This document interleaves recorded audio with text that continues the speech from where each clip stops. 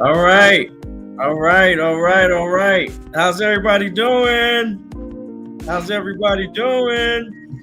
We are doing very, very well. Thank you so Good, much for good. having us. All right. All right.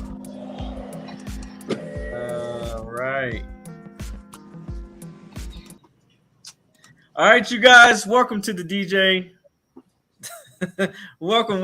I'm your host, DJ K Dot. I'm your host with the most.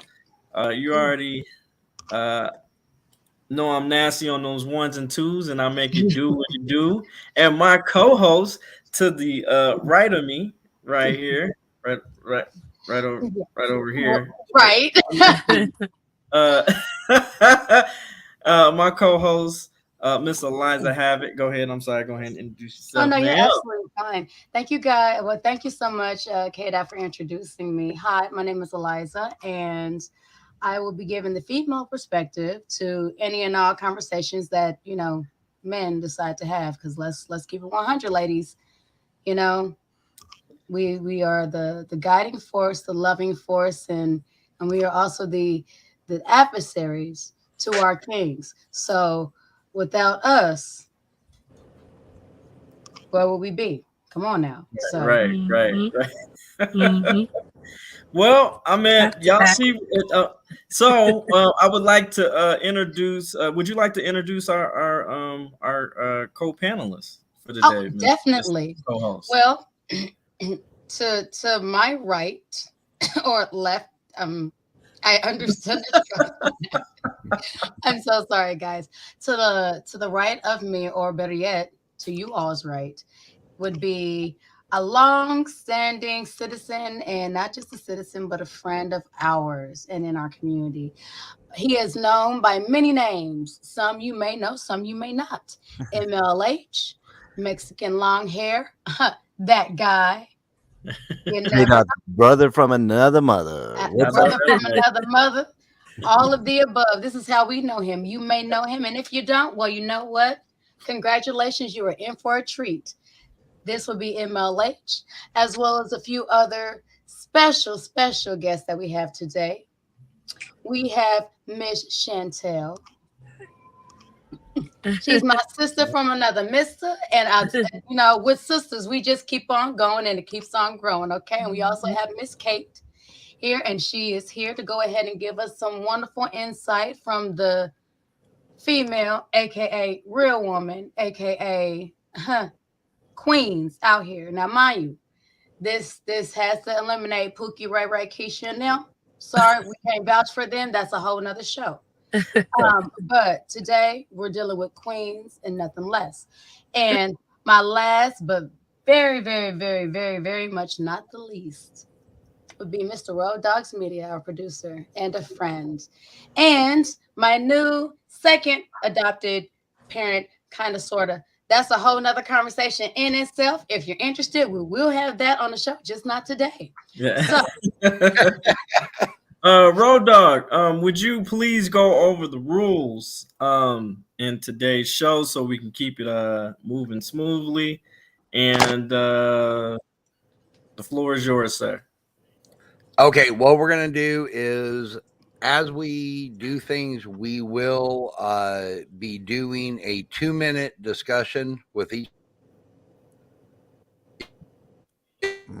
Trying to cut Let it out be the known if you want to add something to it or anything like that, and just be respectful. Don't talk over each other. And if you do get caught talking over somebody 5 times, you will be kicked from the panel.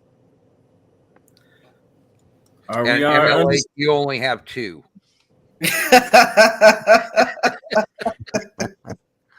And we're siblings, so Oh, we're used to talking over each other. so And we challenge. also have to look out. We also have to look out for Mustachio because he could hack at any time. Yeah, Um, exactly. so I'm Oh, just Mustachio. gotta be careful on that. All right, because But Mustachio can show up at any time, man. K-Dot, be Um, ready because You're breaking up there, Road Dog. I think Road Dog's having trouble with his internet. I believe he is having trouble with his internet. Before he does come back on, I want to go ahead and say for all of those that are on my end, I am running Restream. Now, the way I'm going to run my Restream today is that I'm going to run it, but I'm also going to I'm going to have to go onto Mr. K. Dot's stream and pretty much be playing his stream, but I'm going to run mine.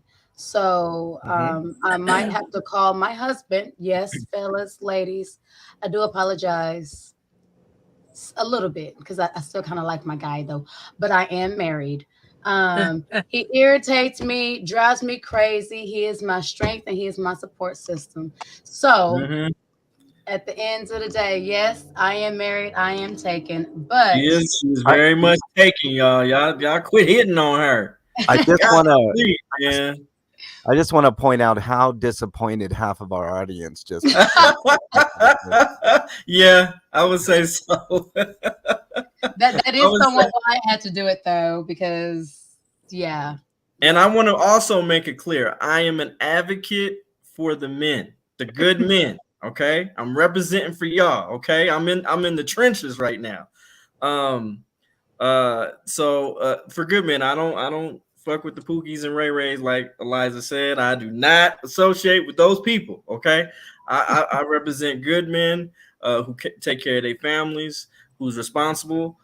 They can look in the mirror at the end of the day, and we can go from there. So y'all know what the topic of the title of the show is: female masculinity in a modern society. I'm gonna say it again. Okay. I think I might need to say it because I think you found. You know what? Nope. Go ahead. You I'm sure? sorry. That's I'm in the process of healing. Okay. And one of my things is tidbitting. Nope. I'm gonna let it go. Go ahead. Okay. I'm sorry. The subject is today female masculinity in a modern society. Okay. Basically, we're gonna talk about the masculine females in a relationship. Does it work? Is it winning? I don't know. Men, like I said, a little bit over 80% of my audience are men, so they will be the judge of that. I think I only have about 10% of females audience. So, but yeah, so that's what we're going to be talking about. I do see a lot of females in here though. Shout out to the lovely ladies. I appreciate y'all being here and supporting. But I am not your enemy. Okay, when I say things, it's help. Okay, if we're just having a conversation, I love each and every one of y'all. Okay, I just want to make that disclaimer real quick. I just want to be clear on that. Okay, so Road Dog, we got our first video. Nah, I'm still trying to work on my internet issues going on. Okay, well then go ahead and send them to me, and I would be more than happy to run them myself if I need to, honey. Perfect. I think hold on. Oh, and then Chantel will be back shortly.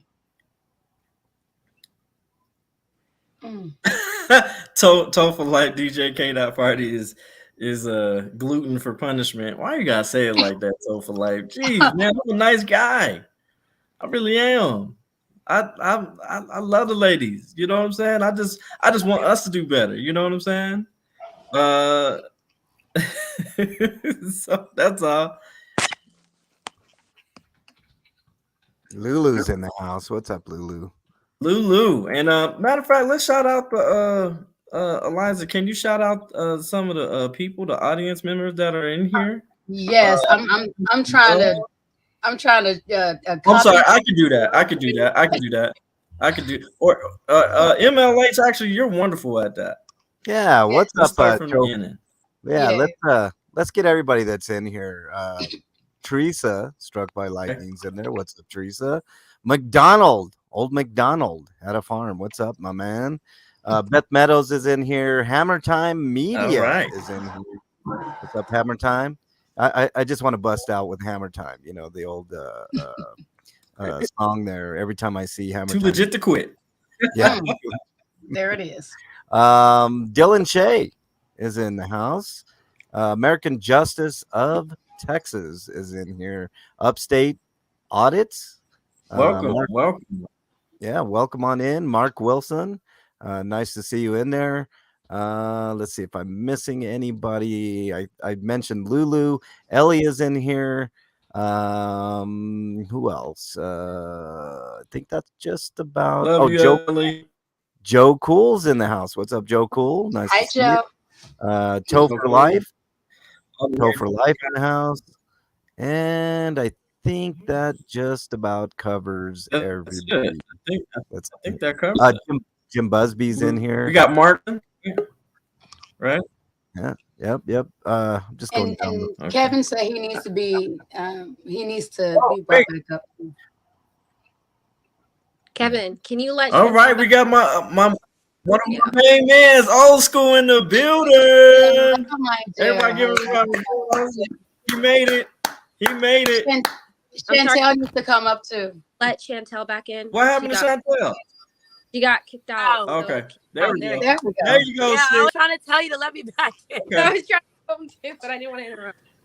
All right. Okay. All right. So I think we covered everybody as far as all the get. Oh, Jim Busby is in the building. Thank you, Jim Busby. Big Eddie just dropped in. What's up, Big Eddie?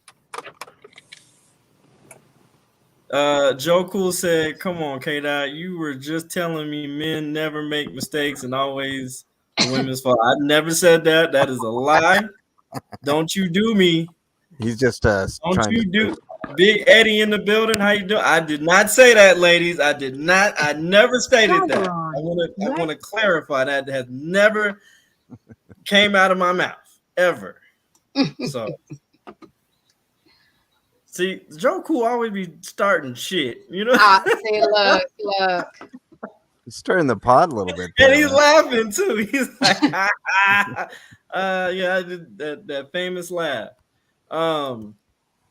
Okay, yeah. So we are going to. Okay, all right. Let me. I'm gonna get these. Let me get these. I'm gonna be working on the video. Eliza, you keep talking.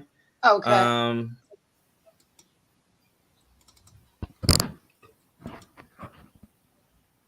I'm curious, Eliza, how did you all come up with the subject for today's panel? Oh, well, we were inspired by the very first time. This is, way back when, back in the day. No, I'm just kidding. We were inspired to do this show. I know, right? Because the first time we had a panel, we had a very special guest. Well, we actually had a very special person that was in our chat that wanted to come up and give their opinion on the subject matter. And at that time, we didn't feel like that might have been exactly appropriate or conducive to what we had going on. But we have learned the silliness of our ways. And we decided that we were going to go ahead and give this special person their own platform. It takes a lot. I'm sorry. Go ahead. That was all, my dear. I mean, we want to just, I wanted to have, I think a lot of the men, as far as our fan base, love Eliza, and I think she can maybe communicate a little bit of where we're coming from. I'm not saying she agrees with all of what I say. I'm just saying she can feed the lovely ladies and to where they digest it well. To where I might just be direct, sometimes a little too honest. But I don't mean to say. Oh, go ahead. I'm sorry, darling. No, you're good. Go ahead. I'm not going to say too honest, but what I will say is a lot of times, whenever things are said, for a lot of people, certain things are triggered. It takes a strong person to be able to have a strong type of conversation that knowingly, in order to have the conversation, is you're going to make some people uncomfortable. And we also have the understanding that a lot of times when people get triggered, certain aspects of their brain shuts off, which does not allow them to intake, does not allow them to understand. It pretty much is trying to, even for a short moment, want to control the entire narrative to go ahead and put it in a favorable place for them to make them comfortable. And in order to have an adult conversation, sometimes you have to sit and listen to things that you don't want to hear. You have to face things that you are not ready to deal with. And you need to be told things that you are not ready to handle. We all went through this as children. So this is just the continuation of the adult version of still being able to go through the process of growing and maturing and, having the mindset that, we are always learning. And if you're not learning, then, you're not progressing. If you're not progressing, you're dead. So, even if that means I got to deal with some tough love and some hard truths, I'm going to be better for it. So, that's how we come here. All right, so we're gonna get on our very first topic, and it says, y'all see what it says? It says 9 signs she's a masculine woman. And this is gonna be some truths here. We will do a in the chat. What I want you guys to do, put a number 1 if you agree with the video, and put a number 2 if you disagree with the video. Okay, I need everybody's participation because I want to make sure we get it right. Okay, and let's not forget, ladies and gentlemen, this is educational, so absolutely. We need these for educational purposes as well. And then Eliza will select the panelists. Each panelist, they have 2 minutes to respond to the video, if they agree or if they don't agree, or if maybe she's wrong about some things, but I'm pretty sure she's dead on. So, and again, this is coming from a female's perspective, so maybe y'all can listen a little bit more and better, and but this is how, I'm telling you, this is how fellas feel. A lot of these fellas feel. So without further ado, after that, remember, I think Road Dog's still fixing his internet right now. So if somebody can keep a hold of the 2-minute marker, that'll be great. And I'm gonna try. Okay. Try that. Give me a second. I'm going to try. All right, guys. Without further ado, this is 9 signs she's a masculine woman, manly woman.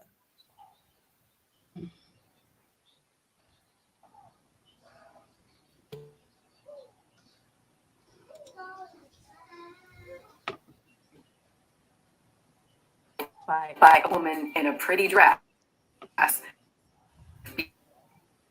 because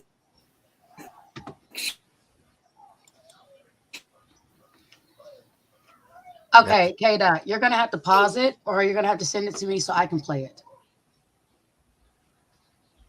Yeah, your internet's bogged down. Try taking Eliza, can I send that to you? Yes, you can. Can you still hear it? Yes, I can. Okay. I'm gonna send it to you. I'm clearing some of my back stuff now, so that way we don't have an issue with it. I'm clearing some of my stuff. I'm gonna send it to you. Okay. Please and thank you. Okay, just send it. All right.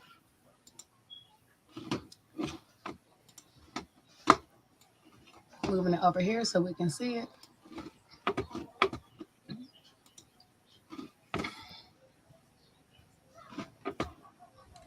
Give me just a moment. They had an ad, ladies and gentlemen. Okay. Are you ready to go ahead and... I can take that down. Yep, I can take that down. Hold on. No, I already got it. We're good. Okay, there we go. There we go. Hold on. There we go. We're good. Okay. Thank you, Miss Co-host. You're very welcome. Here we go. Guys, don't be fooled by a woman in a pretty dress because she might still be a masculine woman. If she has 3 or more of these traits or signs, she may be a masculine woman. And today we're going to go through these traits in reverse order. So we're going to count down to the number 1 sign that she is a masculine woman, starting with number 9. She's bossy. So she tells you what to do and when to do it, even if she has no authority in the matter, even if you have full authority in the matter. Her favorite phrase, my way is better. Give me a thumbs up if you think that's a thumbs down. Number 8, she refuses help. There's no way in HE double hockey sticks, yes, there's no way in HE double hockey sticks that she is going to let you or anyone else help her, even if it doesn't make sense not to accept help, even if it causes her inconvenience or angst to not accept help. Example, she would rather throw her back out than let anyone, especially a man, help her lift that heavy thing. Insert whatever heavy thing it is. Her favorite phrase, no, I got it. Hashtag independent. Number 7, she asks you out. Now, hold on. I know you're probably like, yeah, I want that. All right, but that's still, some of these qualities aren't terrible, but there's some caveats that go along with this. So there's no subtleness to this woman. She just straight out asks you out or asks you if you want to go home with her, or is very, very direct about what she wants from you. And I know you think you prefer this, and I get that, because you're the ones that always have to face rejection. If you're sick and tired of being always the one who has to face rejection, give me a thumbs up on that thumbs down. All right, so here's the problem with that, is if she's dominant in asking you out, then she is automatically taking the lead from the beginning of the relationship, and you're never going to get to be in the lead. Is that bad? Well, it's up to you to decide if that's bad. You might not like it. Maybe you do like it. I know a young lady who says these things, and this is how she's acquired her last several boyfriends. But given my last statement there, last several boyfriends, she always is asking, why do I keep attracting weak beta males? I'm like, well, because you're a masculine dominant woman. Sorry, guys. I'm just the delivery of the information. I'm just giving you the intel here. If you give a woman or let a woman take the reins from the very get-go, she's going to hang on to the reins throughout the relationship. You're going to have to follow her lead. Is that what you want? Is it? Maybe it is. Now, in my opinion, what I find most men prefer is for women to give really, really big hints, like we should hang out sometime. That's not a direct take me on a date, but it's the green light to say, yeah, I want to spend more time with you. Or she might even say, she's pretty certain that she likes you, or she thinks you might like her back. She might even be able to give you the hint of, if you did ask me out, I wouldn't say no. Flutter, flutter, flutter, giggle, whatever. So if there's a green light, but you still get to do the actual asking, then that's actually going to be better for the relationship if you want to be the dominant alpha man in the relationship. Now, if you don't, then, this is not going to bother you. Go for the ones that ask you out. So the masculine woman's MO is always very, very direct. Number 6, she believes in equality. Now, this is not to be confused with the other F word that I'm going to reveal a little bit later in the video. But right now, she's just general all about equality, which means She insists on paying her own way, opening her own doors, carrying her own groceries, fixing her own plumbing. Wink, wink, nudge, nudge. So if she never has to rely on you or wants to rely on you, then you're never going to be able to prove that you can be relied on. And you're going to eventually feel like you're not needed. That's not really fun in a relationship. You kind of want to have both people feeling like they kind of need each other a little bit, not in an unhealthy way, but in a way that says, you know, there's a reason for us to be together. And again, even though you think you might like this, you might like it at the beginning of a relationship, but how it's going to show up in the rest of the relationship is that every single thing is going to be a negotiation just for the sake of it. Her favorite phrase is, anything you can do, I can do for myself.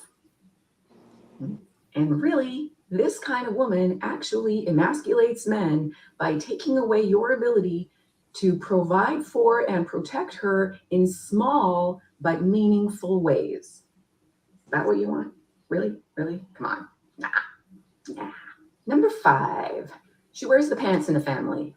No, but literally, she wears pants in the family. She doesn't wear any dresses or anything else feminine to balance out her masculine attire. Feminine staples are things like delicate jewelry, frills, florals, lace, silky things.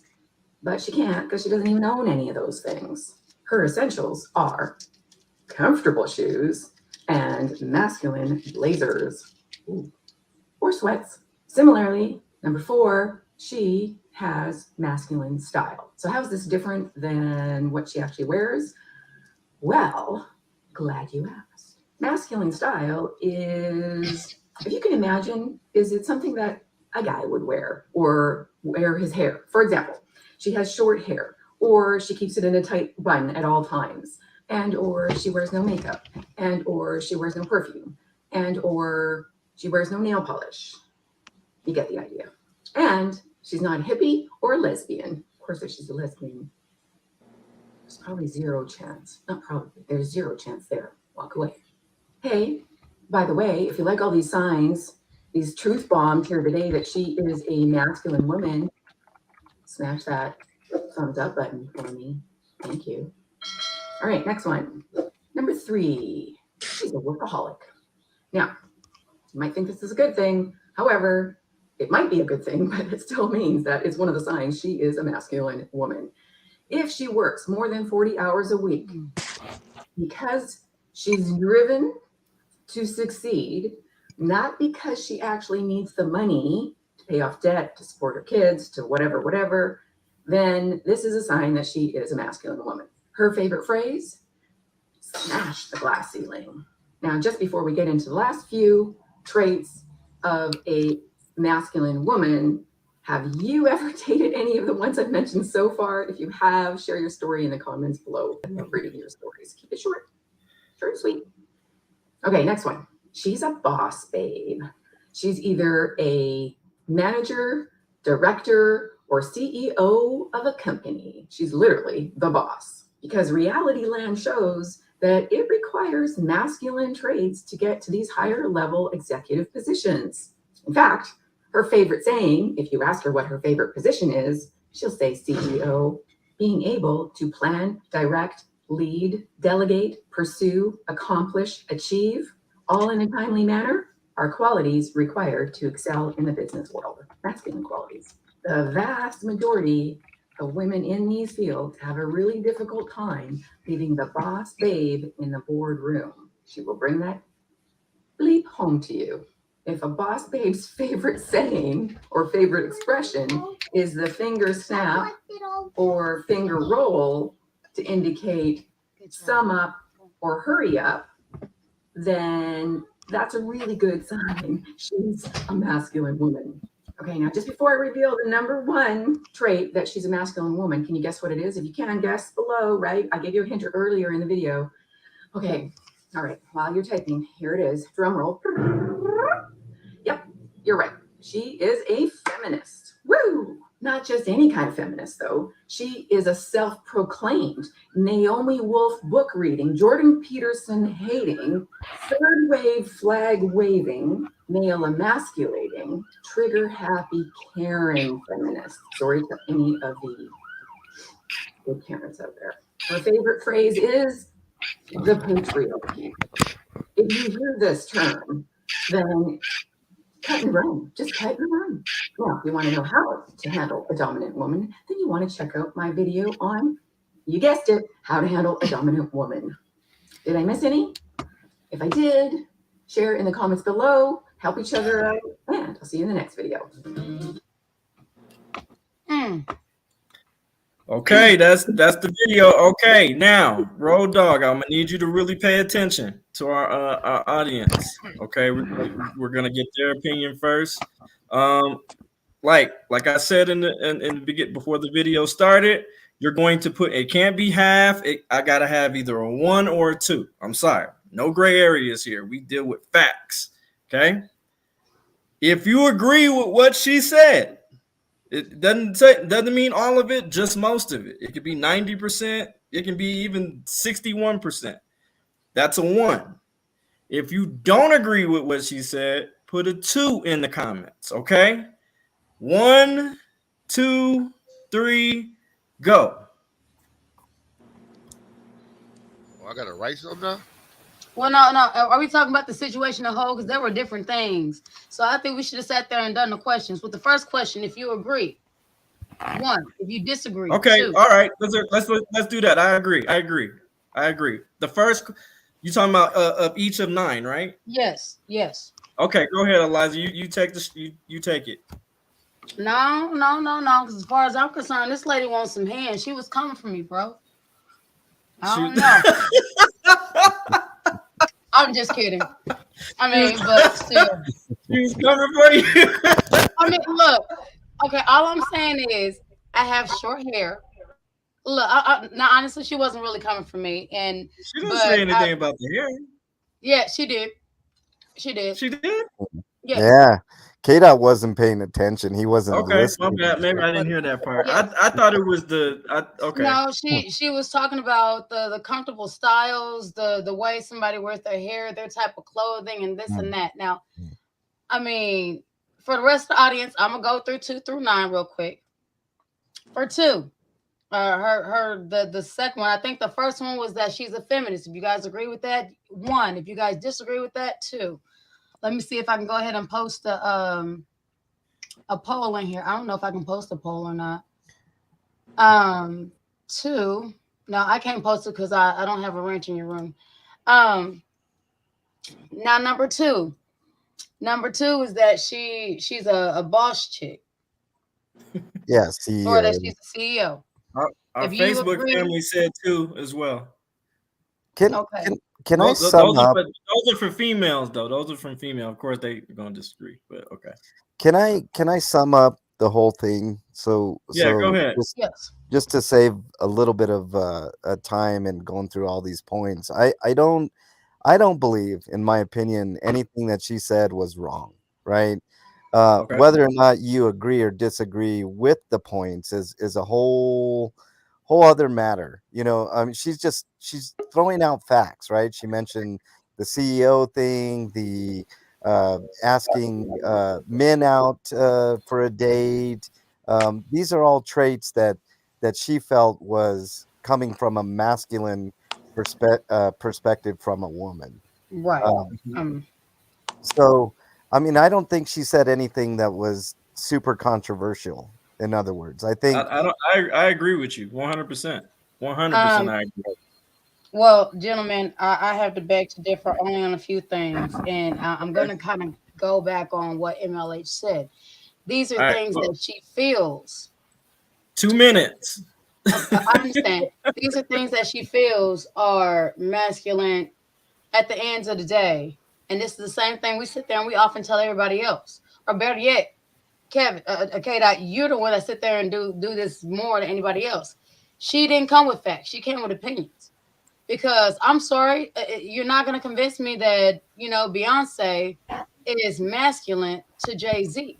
Now, yes, we could always sit there and say that, that might not be the case because, as far as a power struggle in their home. But whenever you sit there and you just say, well, boss women, well, literally, she put a a picture of Beyonce. Beyonce is very, very feminine. If we sit there and go by everything else she sat there and said that would make a feminine woman, she hit that mark. So how is it that this thing is going to sit there all of a sudden and make her masculine? No. You know, a woman shouldn't sit there and have to feel like they can't be ambitious, they can't do this and they can't do that. Now, you know, on a lot of the other things, I just sum it up. I think that literally she went off opinion. She didn't really go off of facts, you know, because not everything on there literally hits every nail. And like I said, even with her sitting there coming after clothes and short hair and stuff like this, what if, you know, she was in a relationship and something happened and you know, she no longer has these? You know, there's a whole lot of different scenarios that can play into why things are the way they are. And instead of even having a conversation, we just need to sit there and see these as red flags and run. A red flag is something that's going to potentially put you or, you know, in danger. Okay. Not, oh my God, she got short hair and she's sitting here wearing sweats. Oh no, we can't do it. Come on, bro. Okay. But then again, you know, I digress. All right. Go ahead. All right. Hey, K-Dot. Old K-Dot, you hear school. me? Yeah. Yeah, I hear you. Okay, I'm sorry. You know, I've been in and out. I've been having problems with the computer. You know, I'm an old fart. So I'm gonna go with you, old school. What did you feel about the video, man? What do you Okay. agree with what most of she said, or maybe not? Yeah, you give me a second here. Yes, sir.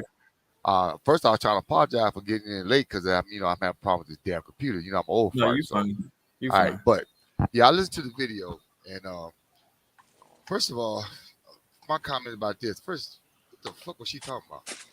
First, she's a white lady, first of all, and I don't think all the comments she made don't really. I mean, I have 5 sisters, and I got women all in my family. I work with women every day, nurses, doctors, females. So I don't think what she said really make a lot of sense. It doesn't really make that a masculine woman. Being married twice, divorced twice. That all the characteristics was in both my wives. Bossy, trying to tell a man what to do, where to go. But that's just women and women who've been, especially our black women today, who have been so empowered to be that strong women because so many sorry ass men they've been involved with. So now the attitude is that they got to do everything a man has to do. So that's the attitude. That don't make them a masculine woman. It just make them a strong woman trying to do what they have to do. So basically, most white women don't know the hell they talking about no way because they ain't never been through shit. But most of the sisters, when you talking about black women, when they trying to be strong, like, we push our women to be strong. But sometimes they do get overboard with that shit. Again, that's why I'm divorced twice. Women sometimes know when to shut the fuck up. And I don't care who's heard what I just said. It's true. I got 5 sisters. I want to punch half their ass. They don't know when to shut the fuck up. There's a time. Plus, men have the same issue. They don't know when to shut the fuck up. There's a time to talk. There's a time to sit back and listen. But like I said, all that shit that lady was saying about the clothing and dress, that had nothing to do with nothing. Okay? Like I said, I had a wife. One of my wives would never put on a negligee or come to bed looking sexy. Drove me fucking crazy. But, she would dress later on and be nice looking. But sometimes women don't know how to, maybe what a man needs and what that certain man needs or whatever else. But again, when you talk about the workplace, women are like that. Like I said, I deal with women every day. I had to tell women when to look back the hell off of me. Just because you may be a supervisor, but I've been in my job 35 years. You don't know shit. But I can't talk to you. You got a minute left. Minute left. I need 10 more minutes, but I'm gonna just go ahead and tell you. We got 2 minutes. 2 minutes. You can always come back and rebuttal. I'm coming back because this is a deep ass subject. It's like you gotta be kidding me. That mess that lady was saying in the video was bullshit. So you don't agree with it? Some it no. Matter of fact, none of it. No, none of it. Okay. Because I'm a man. I want a strong woman, but then again, I want a strong woman to know when to shut the hell up. Sometimes you get to back up. Good luck with that. Yeah, I know that. Again, good luck that's why I've been divorced twice. It ain't gonna happen. So it is what it is. You accept what it is and go on. But that BS. Now, put a sister. Interview some sisters about that same situation. You'll get a whole. We got some. Trust me, we got some people with some sisters too. So it's a whole different. Liza had a perspective. Whole different perspective. I want to, I want to tell you, like, remember, this is, even though this is black content, we got white people, we got Hispanic people who watch the show, everybody watching the show. Yeah, so, I'm gonna be real about it. But I mean, like I say, we want to give it from every perspective. Bring it on. But like I said, I'm gonna go with Chantel. What do you think? What did you think of the video? Did you agree or disagree with the video? Is there any lines? Well, I would have to say that for some things I agree. For some things I definitely disagree. Okay. Definitely What things you disagree with? I disagree with the appearance-wise because some women just honestly may not know how to dress. Like depending on where their economic background is from, they might not know how to dress. They might not know how to, or may not feel comfortable. You never know because dresses could cause triggers from past sexual assault, so they feel they can't wear a dress. Long hair could cause triggers. If they had long hair when they were assaulted, and now they don't want long hair anymore. You never know why a woman changed their appearance, and usually women changes their hair and appearance and things because of a traumatic event. Just speaking on I know my best friend has been through things, and whenever she's feeling overwhelmed or she'll cut her hair off, and then when she's getting better, she'll grow her hair out. So I genuinely think the hair and appearance definitely don't make somebody masculine or a masculine female. But I also feel like that, maybe a masculine in a sense that they might be a lesbian. If they're dressed in that way, they're going to come off as masculine. You never know. But I feel also that I feel like women should be allowed to speak up when they want to speak. And I have been raised by a black woman, and we've been raised by the same black woman. And by a black man too. We had our parents our whole lives, and not every woman has had that.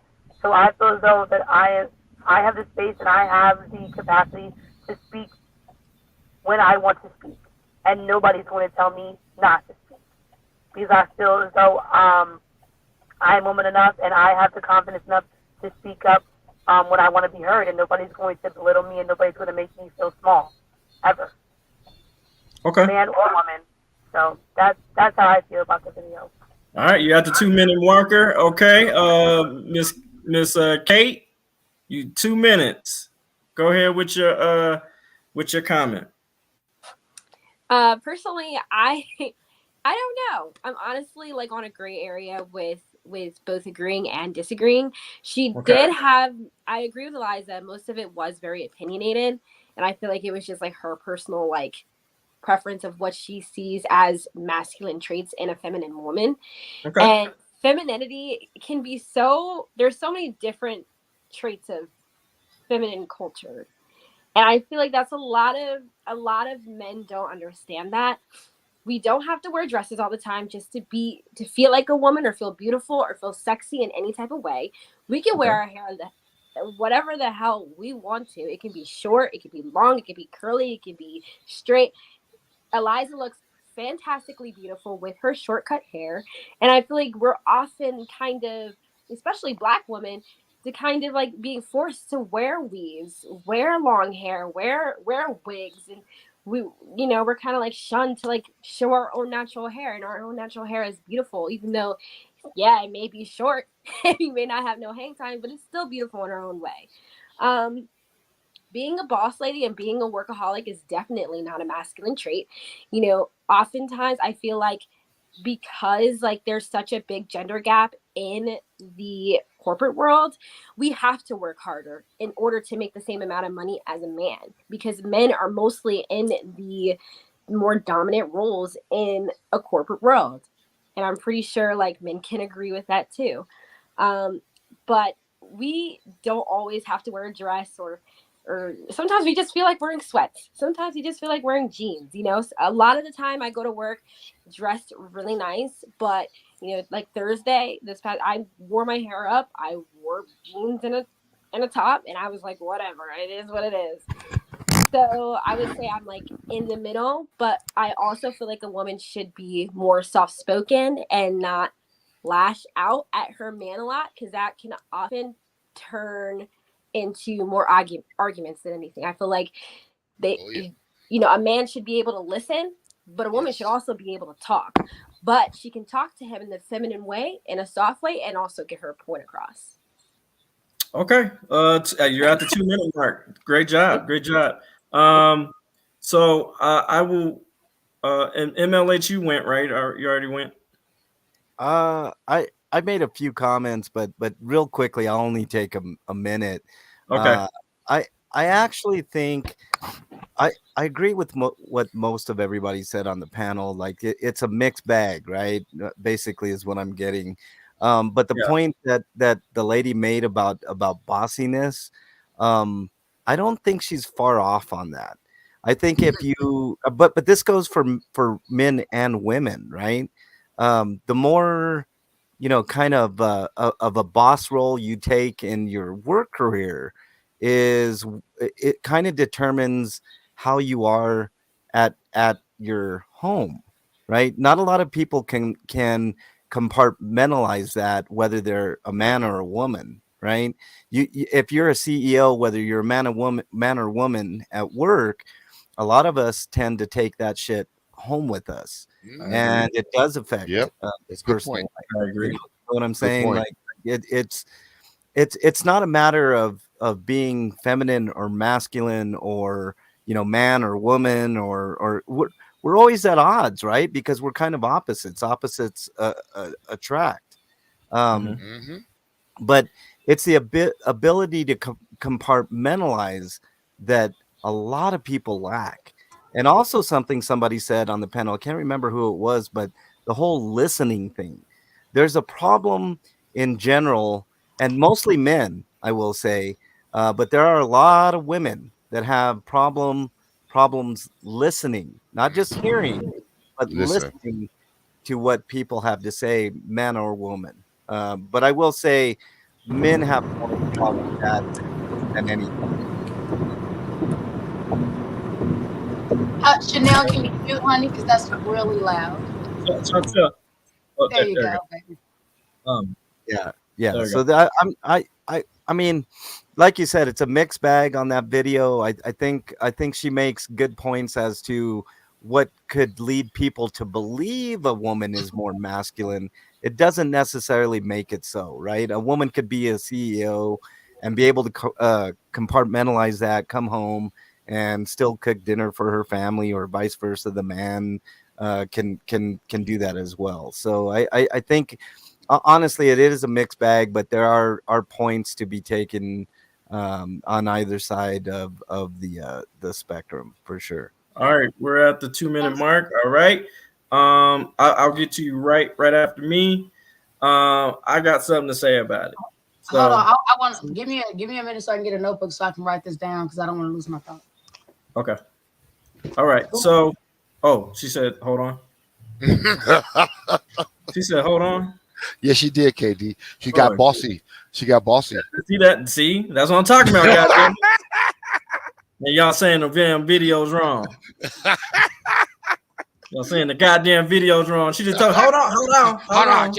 I'm not getting cussed out. I'm not, because Eliza cussed me out like, I told you to hold on. I was getting in a pin in the back. Eliza, you should have had it already ready. Come on, Eliza. I love you, Eliza. I love you. Look, I love y'all too. I'm letting go ahead. Okay, so this is how I feel about it. Okay, and again, I'm advocating for good men. Okay, all right. All that stuff, most of that stuff she said was I didn't really see no lie in it. The thing that I probably disagree with was maybe the clothing part of it. I think you can be. It depends on the setting, I mean, I don't think you need to be all dressed up when we're just cuddling and watching a movie together. But I do believe that your significant other should represent you, and you should represent your significant other. With all due respect, the things that she was saying, this applied in a relationship. I want to be very clear. Men. And I talk to a lot of men, and I've gotten this. I'm part of the manosphere. We don't give a shit about you being the boss chick. That does not that does not make our relationship better. Actually, it's gonna turn me the fuck off, and then I'm not gonna want to fucking deal with you. And the reason why I say that is because if you bring, say, if you're a CEO at I don't know, Target or something like that, and you bring that in the household, and I'm the head of the household, yeah, that's just not gonna fly with me at the end of the day. Because that doesn't show me any type of femininity or submissiveness to me. I need to, I'm gonna take care of my woman. I'm gonna make sure my woman's good. You know what I'm saying? I'm gonna make sure she's good. If she needs her nails done or she needs her feet rubbed, it don't matter. I'm gonna take care of my woman because I'm a good man. I'm a provider. I'm a protector because I came from that. I was raised by a husband. That's why my parents are still married 35 years and counting. Might I add? My mother, she did have she chose to work. And you ask my dad to this day, she didn't have to work. Let's be very clear. My dad took care of what he needed to take care of. But she chose to work because that's what she wanted to do. But she did not neglect the family to where that her career became first. She always put her children and her husband first. And that's why they're still here together. You can be this boss chick and all that type stuff. That does not flatter me, nor does it impress me. And that's just how I feel about the situation. I know some of the ladies is probably going to disagree with that. But that's how I feel. I mean, femininity is your superpower. That masculine shit, I'm sorry, that's just a turnoff. Like, who wants to date a guy? Like, I'm not interested in dating. I want to date somebody soft and warm and nurturing. The world already beats my ass already. I don't need to come home and get my ass whooped by my lady too. And y'all hide that, that masculinity with strong and independent. It's bullshit. I don't want an independent woman. I want an interdependent woman. Somebody who feeds the relationship just as much as I am. Somebody who puts in the work just like I am. And that's just, and Jasmine, I know you said BS, but I don't give a shit. That's how I feel. And again, doesn't mean that I get to disrespect my lady or get to talk to her any type of way or get to belittle her or any of those type of things. I'm doing my part in making sure that I am a husband, making sure she's taken care of, and making sure that I'm doing my husbandly duties for her because I am a husband. And I will digress, and Eliza has the floor. Now, I thank you so much, K-Dot. Yes, ma'am. MLH, I'm sorry, I did not have my notebook in my hand whenever you said what you said. I thought I was going to be able to say that, get that out of my mind. And then K-Dot brought up a few other things. K-Dot, I have some questions for you if you don't Yes, mind. ma'am. Yes, ma'am. Lord. So here's some of my questions for you. Oh, Lord. Once again, I ask for understanding. Okay? Yes, ma'am. I noticed that almost every time we're having a conversation, you make sure that you put your disclaimer out there that we can possibly make, so we can sit there and have like a little video clip to go along with it. Yes, but ma'am. You make sure you put out your disclaimer that you are only advocating for good men. But then whenever you're talking about women, you literally are putting everybody in a ball. You're sitting here and talking about, how you feel that these, and once again, your feeling is valid. I cannot tell you your feeling is invalid or what you feel is wrong. That's not what I'm doing. Okay. But by saying these are traits of masculine women, you're tending to put all of these women in a ball. But then in retrospect, you sit there and say, oh, I'm only advocating for a certain portion or a certain amount of men out there and not all of them. Because I mean, if we're gonna have an honest conversation, let's go ahead and do that. Okay. We can't sit there and try to hide behind the flag, a white flag, is sitting there saying, well, you know what, we're women lovers and we're the good ones.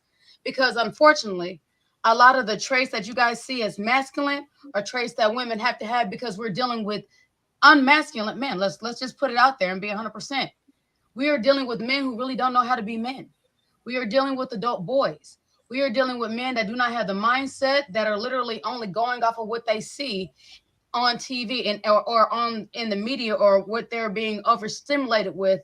And I say that because as much as you all feel that these things are defeminizing women, they are also demasculating men.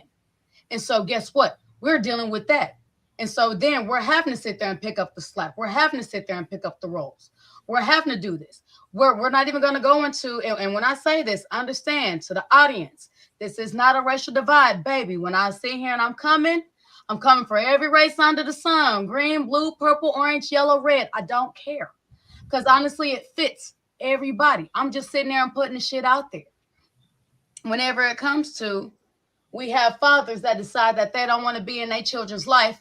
Well, damn, now we have to sit there and do it, because I mean, we cannot teach our sons how to be men. We cannot teach our daughters how to, honestly know certain red signs other than the red signs and the red flags that we've got.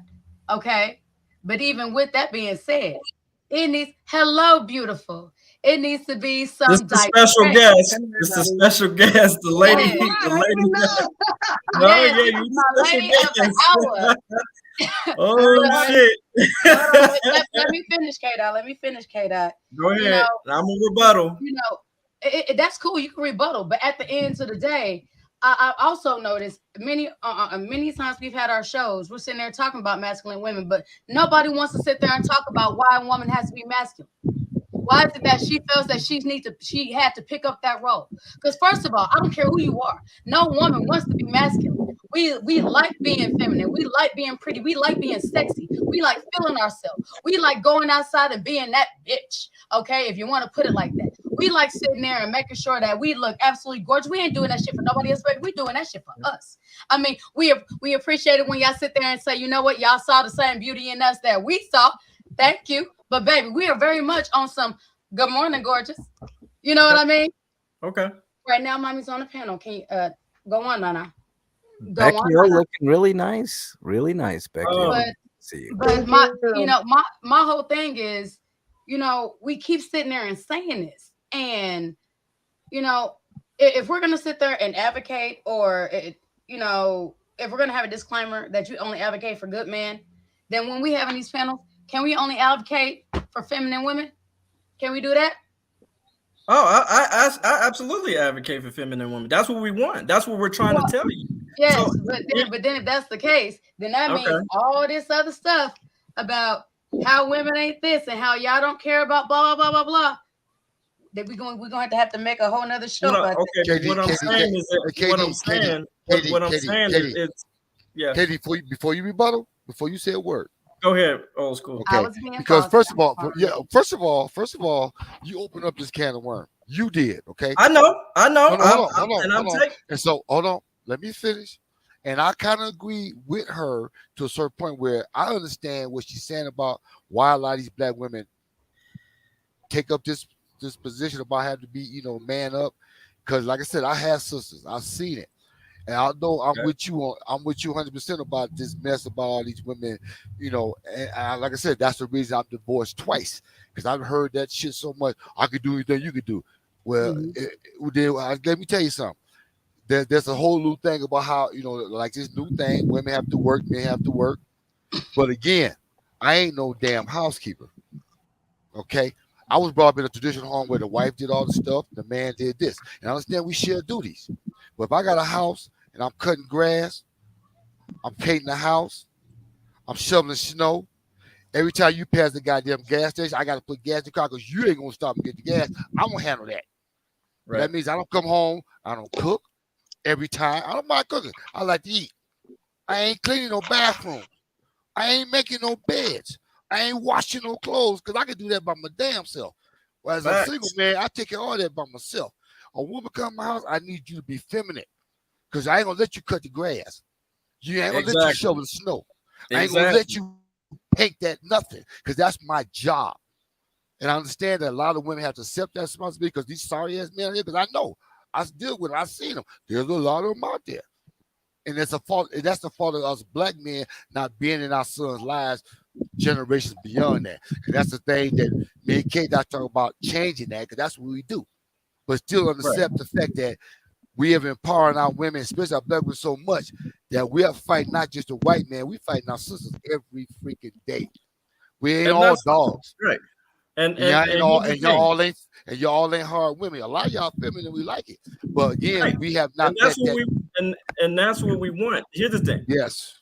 16% of the Bookies and the Ray Rays y'all talking about, you know what I'm saying? The ancient men, and which I do not advocate for. They made it a hell of a lot harder for good men out here.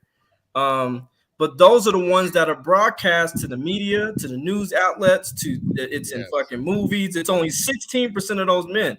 54% of black men are childless and single. 30% of black men are married with children, taking care of their children. So, but the thing is, the thing that I have an issue with, if you notice on most dating sites, right, when a woman puts her profile and she'll put everything that she wants, but she'll never put on anything that she's willing to give a man, and that's the part that is a little disheartening and concerning. So when I say like, hey, okay, so what do you know, I'm after I put everything that I'm bringing to the table and I list those things, okay, so what are you bringing to the table? And a lot of their responses is, oh, well, I am the table and the goddamn leg. Well, I'm sorry, that's not good enough. And not only that, to respond to Eliza, as far as you're talking about the ain't shit men that gets picked. We have to, let's be clear. You got to take accountability on that because you can say men ain't shit, but it's the ain't men ain't shit that you picked. Let's be clear. You have to take accountability of that. A lot of these good men, y'all friend zone them. Y'all sometimes y'all call them brother, cut family members, you know what I'm saying? And they didn't even necessarily they didn't necessarily want to be put in that particular category. But what we gonna keep if we gonna keep it 100, we're gonna keep it all the way 100.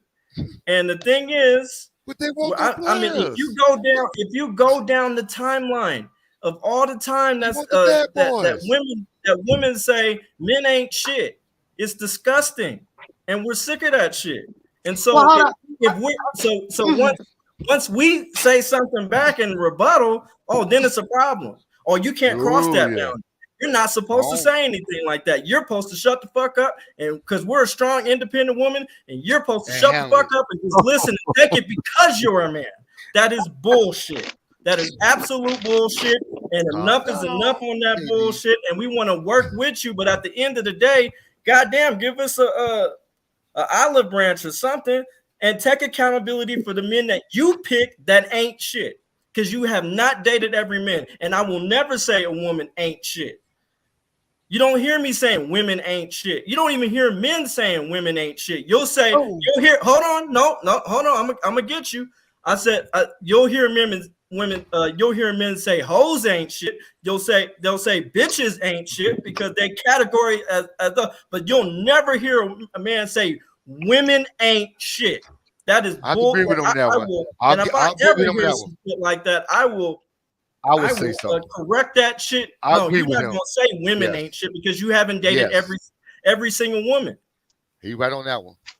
That's all I'm saying. I'm sorry. I'm getting a little. I'm just saying. I'm passionate about this, and I'm just trying to work with you. I just don't want to. If I have an opinion in my household, I should be allowed to say it too. But because you're strong and independent, I don't give a shit about your independence. That does not matter in a relationship. Your interdependence. You brought up something, Calm down, KD. You gonna scare me? Go ahead, MLH. Go ahead. Okay, go ahead. Real quickly, Liza, I know you want to speak. Joe Cole brought up something pretty interesting in chat. He says all men are dogs. How many times have women said that? But on the opposite side, how many times have you seen men say women are bitches? You know what I mean? Like it cuts both ways. Say bitches ain't shit, and we say women. Yeah, but I've heard it. I'm sorry. Go Like ahead. all women are bitches. You know, these are the toxic people that you need to weed out of your life, right? All women are bitches. Absolutely. All men are dogs, right? I mean that's exactly the type of woman that you need to avoid, and that's exactly the type of man you need to avoid. If you believe that the other that the opposite sex is all a bunch of fucking thieves, liars, pieces of shit, worthless, then there's no need for you to associate with that person. You know what I'm I saying? agree. And I race agree. has nothing to do with it. It could be a black woman, a white guy, a white woman, a Mexican dude. I mean, it don't matter. You know, With you long hair. got, Yeah, yeah, but Road right. Dogg, what you And by the understand, Road way, Dogg, what you by understand, the Road way, Dogg, you have yeah. to somehow engage with these people, regardless if a man or a woman, either find that out. These people, and they Right. don't just come out. They ain't the ones just come out and say, "Yeah, you're in a conversation. Every woman's a bitch or every man's a dog." Right. Until Right. you engage in a conversation with these people, regardless female or woman. So it's hard to know that until you engage with these people, Yeah. whether a man with a woman, a woman with a man. So you don't know that. These people, Yeah. just like a racist hides his stripes, he ain't And always by be the a way, racist in front of I agree. everybody or anywhere by the else. way, So that's just where it is. You know By what the I'm way, saying? I'm the opposite of Eliza. Eliza has a really sleek, nice, short hairstyle, and obviously I have a really long, beautiful mane It is beautiful. hair as I a like how Yeah, man. Road we Dogg know. changed that. Yeah, we I like Road Dogg. I like how you changed that subject real quick. and, You're and, good. and, You're and, good. and we got Eliza. I'm gonna let you speak, and then if we can get Becky O to speak, Yes. I thank Becky O. Thank you, Bonita, for being here. Go Thank ahead, you for Eliza. having me. Hello, everybody. My beautiful queen. Hello. Okay, so Mhm. here's a question that I had for you for the last thing you just said. Yes, ma'am. I love how you said that, when you're talking to the women, if men ain't shit, pretty much what is it about your pussy that's attractive ain't shit niggas. Let's just keep let's just be There you 100%. go. But There my she go. rebuttal to you would be Okay. this. If you Yes, were ma'am. hearing this so much on your Facebook, then why can you not just block these people and sit there and no longer engage with those Facebook women? Because obviously those are not the women that honestly are going to be productive to you on your journey and on your growth. They are stemming you down. And my daughter, oh my God, she's so smart. She'll sit there and say, well, mama, if you don't like what they're saying, why don't you just take them off? It's yours. So take Mhm. them off. It's very, very simple. It's literally the exact same ownership and accountability. It's just put the other way around. Once again, this statement has no gender. That goes for Mhm. women and men. If you sit here and the men that you once again, we all have social media, and a lot of times we get overstimulated by what people put on social media, and we have some people that want to put their everyday life, every second of every fucking day of what they're doing. My whole thing is, if these people are not condoning to your growth as a person, this can be man, woman, child, to your growth, then why do you continue to have them on a platform where you can continue to get their abusive verbiage if it's something that triggers you? Well, I'm all about the First Amendment, right? So they're allowed to Mhm. say whatever they want, and it's not necessarily my platform. It's just on my news feed.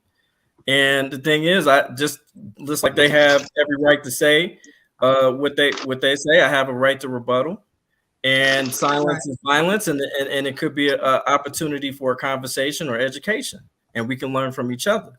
Well, then So I mean, I'm not just going to let nobody just speak, reckless about men and not have any facts to back that up, only because of your experience with that man or your last couple of men or all the men that you've experienced. You don't get you right. I get agree to with say you. whatever you want, but I also get the chance to rebuttal. I'm sorry. Go ahead. No, it's okay. I understand where you're coming from, but once again, just like you sit there and say you only advocate for good men, why are you responding on women that was dealing with ain't shit niggas? Can we have an ain't shit nigga come there and reply to them? If you identify as a good man, then baby, that is not your conversation. That's almost like two white people having a conversation. As much as I might want to sit there and say something, honey, that ain't got shit to do with me, because honey, I'm very heavily melanated over here, and my whole experience is different. Even if I can't relate, shit, I can't relate. You feel me? Yeah, I we know. I'm sorry. I call bullshit. Reason why I say I call bullshit is because the traffic when we go out there and advocate against police, that traffic stop ain't got shit to do with me. But at the end of the day, I'm gonna be right there for my community, and I'm gonna make sure that that community member and that officer is safe. So, and I'm gonna make sure it's done right. So. Eliza, so you can say that about activists too. So they didn't have a lot of that shit wasn't their business either. So, but what I'm saying is you're 100% right. But at the end of that, if you were choosing to be an activist, if you were choosing to sit there and be a cop watcher, if you were choosing to even engage in cop watching, I'm not saying it's wrong. I'm not saying it's wrong by any means. What I'm saying is that is also a responsibility you picked up. That was a choice you made. Do you see what I'm saying? Right. Which but means I'm not. that, you know, go ahead. I'm responsible for what comes out my mouth. So if anything, I'll take if I take the brunt, then I'll take the brunt, and I'll take that. I have no problem if women are being like, fuck K-Dot, I can't stand that nigga, he ain't shit. Whatever, that's cool. That's your opinion. But Caitlin, hold on, old school. Hold on. Caitlin, go ahead. What's your comment? Honestly, I feel like we're kind of hitting like a like we're butting heads, and this whole conversation was the whole point was to share our opinion. You mentioned something about having facts to back that up. I totally get what you're saying about the facts and everything, and fact this, fact that, but we're not writing a paper. We're just stating our opinion. We should respect each other's conversation without getting loud or getting dramatic about it. Let's just like, oh, okay, I see your point, but this is what I think. Tell me again. But this is what I think. If Eliza was right here after this show was over, if I actually smoked a blunt or whatever, I'd be smoking a blunt right next to yo. That shit was good, yo. That was good, that motherfucking show. Someone say blunt. But hold on, Becky, we have not let Becky O speak. We gotta let Becky O speak. This is our special guest, and we didn't get the chance. She didn't get the chance to come up on panel last time because we already had a closed panel. But Bonita, go ahead with your. Want to introduce yourself and so. Oh, can I introduce you, Miss Becky? Please. I'm sorry. Yeah, go ahead. Eliza, go ahead. All right. To everybody that is watching the show, and to everybody that will come in later, this is the one, the only, who has always sat there and been fantasized, been the topic of conversation, but remember, can never be duplicated. This is the one and only beautiful Miss Becky O. Everybody give her a round of applause. Thank you. Well, that took long enough. Well, I came in kind of late. Boss Eliza. She made me blush. Thank you. I'm flattered. Okay. Yeah. So I came in late in the conversation. So what is the topic? What is the question? And I'll be more than happy to, to give you my 2 cents. Today, Miss Becky O, our conversation is masculinity in a feminine environment or in a feminine world. For a lot of men who might not understand what that is, I will go ahead and code switch it real quick. Having boss bitches when a man is sitting here and trying to deal with a feminine woman and he gets a boss bitch instead. Dun dun dun. Okay. So when you say masculine, are you talking about the physicality of a woman, or are you talking about her way of being, the assertiveness, the dominance, the control, the alphaness? What exactly is it? No, what you just said. Right there. Pretty much. Okay, the second half. Okay, so basically, in a nutshell, a lot of us were put in a position that we had to fend for ourselves. We had to do everything for ourselves. And it's not to even name call a guy because he was this or he's that. It's factual, and it's a factual matter that a lot of men get very comfortable when they have a good woman. So then they become lazy. And we, like, for instance, in my situation, in my life, I've seen my mother was a strong woman. She had to raise all of us by herself. She had to fend for herself. She had to do everything for herself. And I mean, she was a good woman. She was a pastor, you know. In my situation, my sister's situation, this is throughout my life. You know, you always have, in my situation, like, I had to build furniture. I had to demolition furniture. I had to move furniture. I had to mow the lawn. I had to shovel the snow. I had to, you know, do my own brakes, fix my own flat tire. I had to do all that shit. And I'm glad, and cook and take care of the kids and do everything. So, that is not to say that, I mean, like, you know, my kid's father was he's a lawyer. So, you know, he spent a good portion of his life studying law, you know, and that requires a lot of attention to the books, you know. So I was understanding as his partner that this is it's very stressful to be in school. All my kids are educated, you know, too. So it's very stressful mentally. And it could be stressful physically, you know, depending on, you know, you traveling, commuting, and all this other shit, staying up late, you know, all this other stuff. So it takes a toll on you. So, you know, but that I can't speak for every woman, but this is where my way of control, my alphaness, my assertiveness, my dominance is because of the way I had to do things for myself. Like, to this date, I never had a man buy me what I bought me. You feel me? I bought my own Benz. I bought my own tits. I fucking traveled in many states. I buy myself my seafoods. There's many times I want, as much as I want. No man has ever, in my entire life, has spoiled me the way I spoil myself. You feel me? Because it's just, I don't leave it up to a man to do that. If I take a guy out, let's say for instance a girl or a guy, because I'm bi, if I was to go out and ask somebody to go out for dinner, I'm not gonna expect that person to pay half of the meal. That's not me. If I invite you to go out to eat with me, I'm gonna pay for that meal. That's just the way I am. I'm a very giving person. I don't expect shit in return. All I want is to have a good conversation. I want to have a good time, you know, fun, laughter, kiki, and that's it, you know. And I'm all about just having a good time, you know, just chilling, hanging out, you know. And so the masculinity in a lot of women is, a lot of it has to do with the fact that men don't stand up to the plate the way they should. Can I ask you a question, Becky? Can I ask you a question? What if a man offered to pay for your meal? What if a man if I asked him out to eat? No. What if a man asked you out and offered to pay for your meal? I would tell him that I would go half. So there's no scenario where you would allow the man to be a man. If he says, I insist, please just let me take the bill, I'm gonna fall back and say, okay, that's fine. I'm not gonna fight him. Because there are men out there that love to spend money on women.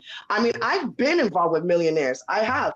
I mean, they've you know, gave me money. We've, you know, shit like that. If I needed money, extra spending money for my birthday, I'll get like maybe $1,500 and say, here, you know, you buy yourself a pair of pants or something. And I'm like, or a pair of shoes. And I'm like, damn. Okay, and I was never used to that because I was always the breadwinner. I was always the money maker. So it kind of makes me feel, honestly, a little weird, a little funny if a guy wants to do something for me, you know, or if I get a compliment, like, well, not now, but like, you know, throughout my years, like, I have to really, even though I love myself, and you always have to love yourself, because if you don't love yourself, you can't love nobody else. So okay. It was weird for a guy to compliment me. Damn, you beautiful, you pretty. Because my whole life, I've always been called ugly. You feel me?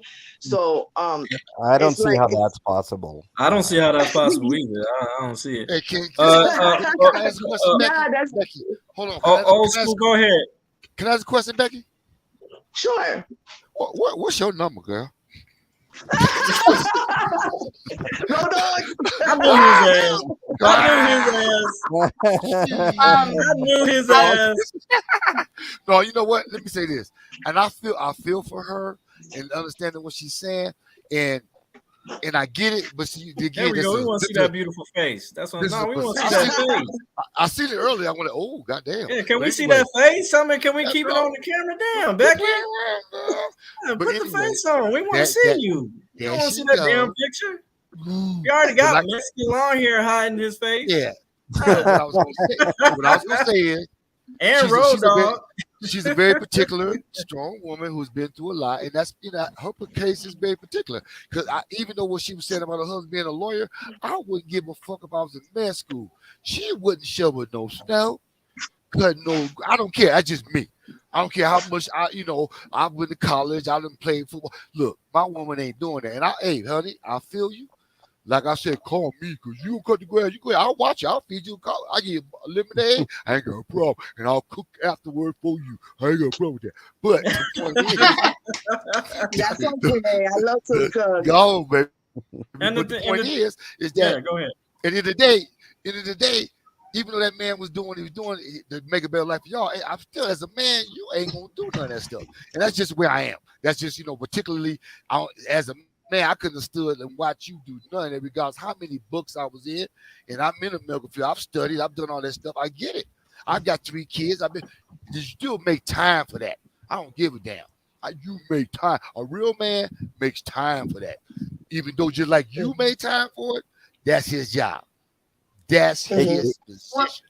Hey, And K-Dot. here's the thing. And this is go ahead, Eliza. I have a question for Becky. Because look, I've been writing them down, y'all. I got a question for Becky. Damn.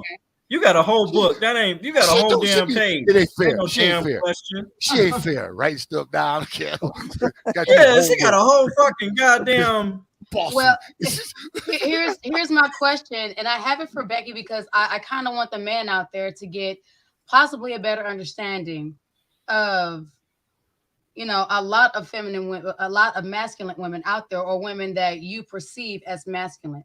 So, Becky, here's my question for you. Whenever there is a man that goes ahead and offers to do something like go ahead and take you out or to go ahead and pay for your dinner, is there ever a thought that there is a ulterior motive behind the gifts or behind the need for him to see your femininity? That's a great question. That's an Yeah, it awesome is. question. That's pretty Great good. I feel like this. Okay, I'm gonna be honest with you. There are a lot of men that have asked me out for the sole purpose in paying for my food so they could fuck me. Mm-hmm. I'm not easy like that. I will give it to you if I choose to. I'm like celibate. I've been celibate for 3 years. But if the guy genuinely, for instance, are you talking about the first date, or you're talking about like you talking to him or dating? Any date, honey, any date. Is this is what you choose. You insert scenario here. Anything that fits you, baby. Yeah, I mean, I don't date, but when I used to hang out and go out on dates with men, that was always the issue. Like if they insisted on paying for the dinner, they wanted something in return. Mm-hmm. So that's why for most, working, having my own bank account, my own money, I always offer, I'll go half, just to save my ass. And meanwhile, because I don't want him to think I owe him something over a dinner. You know what I'm saying? Good thinking. The reason I asked that is because, you already understand some of my past, and especially being an ex-dancer. That was a concern I always had, was it does not matter how sweet or how genuine something is, especially in that type of lifestyle or industry when you're working there as often as I was, that literally plays on your mind. I have had men sit there and say, well, honey, I got you a drink You better sit there and give me some pussy. No, sir, that's not how this shit plays out. That's not how that works. I mean, I've even had men sit there and try to, you know, straddle me and just try to force themselves up on me because they felt they did something nice. And when I say felt they did something nice, I mean, give me a compliment. Because as soon as I sat there and I then became forceful to go ahead and back you up off of me because you've already stepped over a boundary. Now it's, oh, well, you know what? You ain't cute. No way. You a black, blah, blah, blah, blah, blah. You ain't shit, blah, blah, blah, blah, blah, blah, blah. And it's just like, so now with this kind of energy, how can I even be comfortable even accepting a compliment? Because your compliment came with ulterior motives. Okay, you know what? Time out. Okay, what you okay now? What's that? What's all that noise? What's all that noise? I don't know. Somebody got the noise. That's somebody else. That's okay. First of all, let's get real about this, Eliza. What you're talking about? The men. First of all, you're talking about knucklehead, butthead at the damn strip club. Okay. Wait. Before you say anything else, let's get this straight. Okay, you talking about if I'm at a strip club, damn right, I'm trying to get something. Okay, because I'm there for that. But I'm talking about I'm a real man, baby. When I ask a woman out to dinner, I ask because I'm seriously interested in her. I don't waste my time or dollars. Okay, so I'm telling you, as a man today, when I take women out, I've been out, and a woman I meet her today, she want me to go to bed with her tonight. You know what I think about that? If I met you tonight, who the hell was you with last night? So as a real man, I'm trying to get to know you. When I ask you out, I'm sincere. I open up the door. I mean something about that. I ain't just doing that because I'm just being I'm a gentleman. And I've been told I was gay or something was wrong with me because I decided to take a woman out and pay for her dinner, open up the door and treat her like a woman, and expect her to be a woman. Can I speak on that real quick? Hold on. I ain't done yet. No, Eliza, we ain't done yet. Let me finish. Hold on. I'm not saying that I disagree with you. What I'm saying is, no, that's fine. What I'm saying is my experience. These things not only happen in a strip club, most of them happen outward. I've been dealing with this since I was a teenage girl. I didn't become a dancer until I was in my 20s. You picked then. Them the knucklehead you picked. Sweetheart, I didn't pick any of them. These were men that were trying to pursue me. I did not pick any of these men. All men like that, baby. I'm telling you from. We ain't all like that. I'm telling you like that. Oh, no. I understand that. That's why I'm married and I'm content. Okay. I understand that, my dear. Well, okay. I had to weed. I had to weed through some. Let's put it in perspective. That when you're saying what you're saying, let's put it in perspective. Because when you talk about I was a dancer, of course I'm gonna think, well, who the hell you think you're dealing with? A knucklehead looking for something. But when you say I'm out here dealing in the real world, I'm going out where men approaching me. That's a different perspective scenario. Why do you put yourself in one? I would agree because that is for me. I would have to agree with old school on that because that is a bit of a fantasy world. Yes, but no, and that I get that. That's not reality. That's reality. But I'm also talking about outside of that, like one of the examples. And honestly, I hear you, old school. I hear you. Yeah, you didn't say that, Eliza. You said the strip club. That's what you said. That's all you said. So that's all we were correcting. That's all we're trying to make. And that's why that's why they had security guards that say, "Hey, you can't be touching on the feet." Exactly. There's rules in the club. When it comes to the club, I agree. When it comes to the club, I've had to be more masculine. I've had to sit there and you're right. They do have bouncers, but baby, they ain't got enough. And whenever you got a club filled with 100-something men, and then you only got 5 or 6 bouncers, there's only so much that they can do. But So I'm not only talking about that, but thank you for going ahead and bringing that up because you're 100% right, sir. Right, that's one of the reasons that we vibe as well as we do on here. Right. You know what I mean? But beforehand, I'm sitting here and talking like somebody that was literally trying to press up on me while I was at the library trying to educate myself. All right, there you go. There you go. That's not right. Or walking from my dorm to my class in college, and somebody sitting there and them type of men. Them is dusties. Okay, I understand that, but the whole thing is whenever we are dealing with women, we have to take that into accountability because they have. And so right now, you know, everybody wants us to be able like, oh, well, you already got your red flags. Get that out the way so you can sit there and be what you need to be for a real man. We get that. Honestly, we want that. But there's a whole lot of work that needs to be done to sit there and be able to notice the wolves in sheep clothing from the fucking sheep. Right. See what I'm saying? Yeah, okay. Just be clear. women I too, mean, by the way. just cover the whole. Just cover the whole. You know, just be clear. Just don't just say because when you pinpoint it like that, I'm going like, well, hell, what the hell? You right. So- I would be trying So to get that. there is a situation that I did have where I invited a young lady to Netflix and chill, and literally Netflix and chill. Right, I invite her over. We're watching a movie. We're in a movie about a good 5 minutes. She starts kind of feeling on me, and I'm like, nah, like, can we just chill? Like, what do you mean? Like, I'm like, nah, I want to watch the movie. Like, I wanted you to be my company, and I got dinner on the way, and we just go and chill. And plus, I'm getting to know you. This has nothing. Are you to do gay with or something? Are you gay? Are you like, damn? Like, why do I have to be gay to? You know what I'm saying? To really just chill with you, and we get that a lot of the times. A lot of it's really real talk. Like if we deny sex, oh, it's a fucking problem. It's a problem. Hey, K-Dot, this has nothing to do with what you just said, but do you have that girl's number by chance? I was gonna get it first. Dog. Can't be greedy. Man. But Chantel, do you have a question for Becky, since he's the special guest? Not that I can think of at the moment. But I mean, I can tell you that I agree with when she was speaking about how she has to do things on her own. And honestly, I can sit there and tell you, like, if I was chilling with a guy and he said, like, not that I would like be like aggressive or anything, but even though Kevin swears that I am an aggressive person, which I am not. Actually not. We've had that conversation. Sometimes you be I'll be like, yo, you need to chill. Like, but in the day, but do you see that the last relationship I was just in, where that got me? Okay. I was all nice and sweet and blah blah blah, and I took your advice. Again, but that's on again. Exactly, but that's what I'm saying, and I'm not gonna categorize all men because not all men are the same, and I did all the men in the world, and my feel is that especially men in my generation, because me and you are in two different generations. We are, like, you know what I'm saying?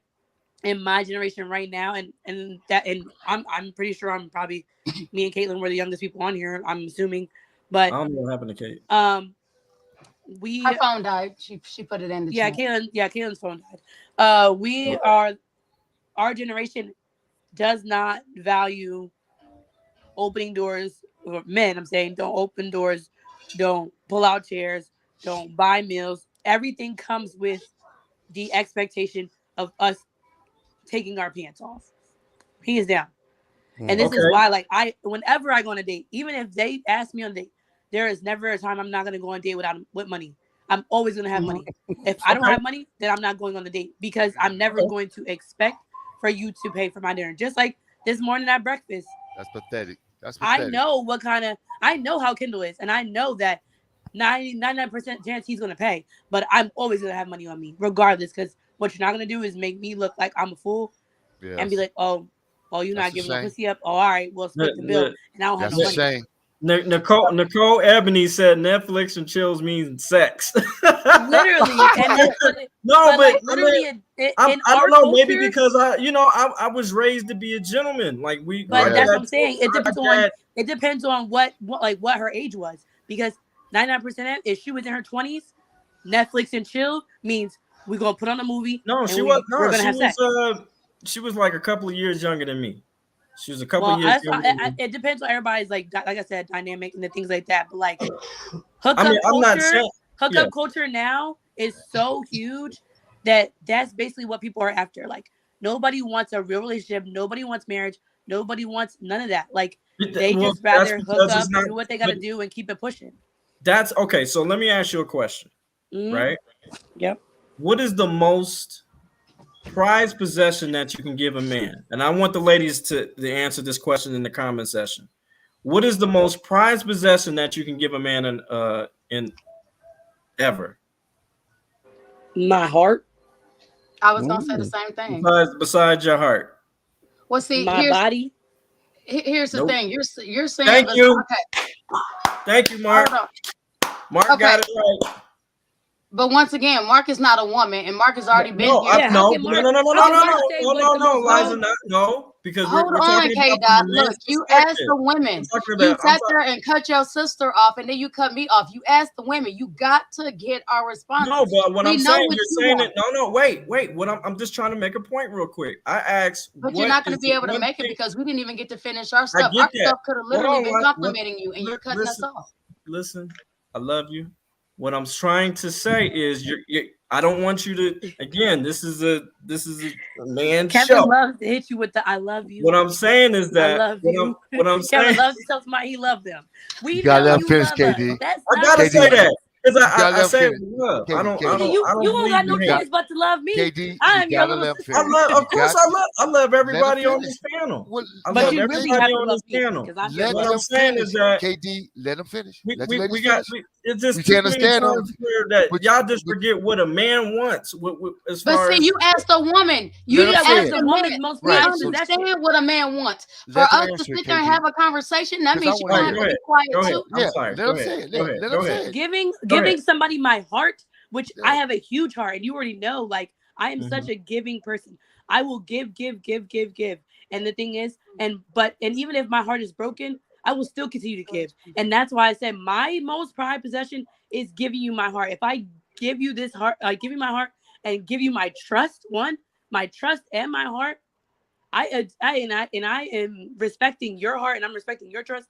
I wholeheartedly give everybody the benefit of the doubt. I wholeheartedly see the good in every single person that I meet. Sure. I never see the bad in people. And mind you, people tell me, oh, nah. But I have to see it for myself. I always see the good in people, regardless, because you never know what people have been through. You don't know people's trauma. But my thing is, my most prized possession as a woman is you having my heart. Hands Okay, down. Eliza, go ahead. Katie. And before Eliza jumps in there, wait, hang on. let Eliza go. Yeah. Katie, Eliza go. Give her 5 that's minutes. strike Give her one. 5 minutes. She gonna need it. Yeah. Go ahead, baby. Here's my thing. I kind of agree with Chantel. First of all, the prized possession I can give you is my heart, because along with my heart comes my soul. Now, here's the thing. If you can sit there and get those and I can trust you with those, then baby, honey, you're getting body. You're getting clothes off. You're getting kids. Shit, I got 8 kids. Obviously, I'm not lying, y'all. You sit here talking about the most prized possession to you as a child. Baby, you can't get that from me unless I know that everything else that this child is also going to need, which is love, protection, foundation, finances, everything else is good. Because at the end of the day, you can say you want a kid all day long, but I'm sorry, I'm not one of them welfare mamas. No disrespect to anybody that's on welfare. Sorry, y'all. My hand is up when you're done. Okay, but I'm not a welfare mama. I'm not gonna sit there and depend on the state to sit there and take care of my kid. Once again, no jabs to anybody that does get your paper, boo boo. But understand, I'm also not gonna sit there and be a woman that's gonna sit there and do it by my fucking self. I refuse. Now, mind you, when I say I refuse, I mean I'm gonna make sure that I have the partner that's gonna sit there and stick it out with me. If we gotta sit there and go through some shit, go through some healing, all that other shit, great. We are here for that. But at the end of the day, I've made the valid choice to sit there and pick somebody that's been in my children's life from day fucking one, and they still grown, almost grown. Okay. I got some step babies that are adults, and daddy's still there. Mama's still there. Okay? So you can't just sit there and say, oh, the most valuable thing you can sit there and give somebody is a child. Well, if that's the case, why don't you go down the street and give Pookie and Ray Ray that you don't give a fuck about, that are masculine, that are all this other kind of shit. Okay. And this is what I'm talking about. This is what I'm talking about. What that's why I told you to speak. But that's your understanding of as far as what you can get. But you're not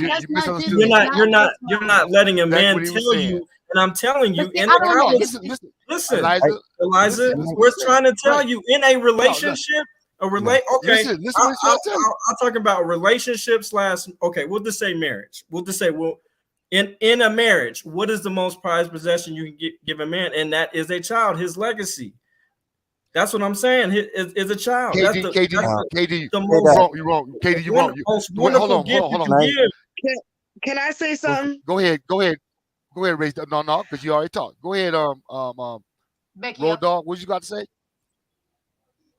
Oh, that was MLA. Becky or MLH. Road Yeah, Dog, what you MLH. about Yeah, to say? I had my hand up. So- I am Oh, 100% with the ladies The on only this. thing- Okay, this might only be a little controversial, go ahead.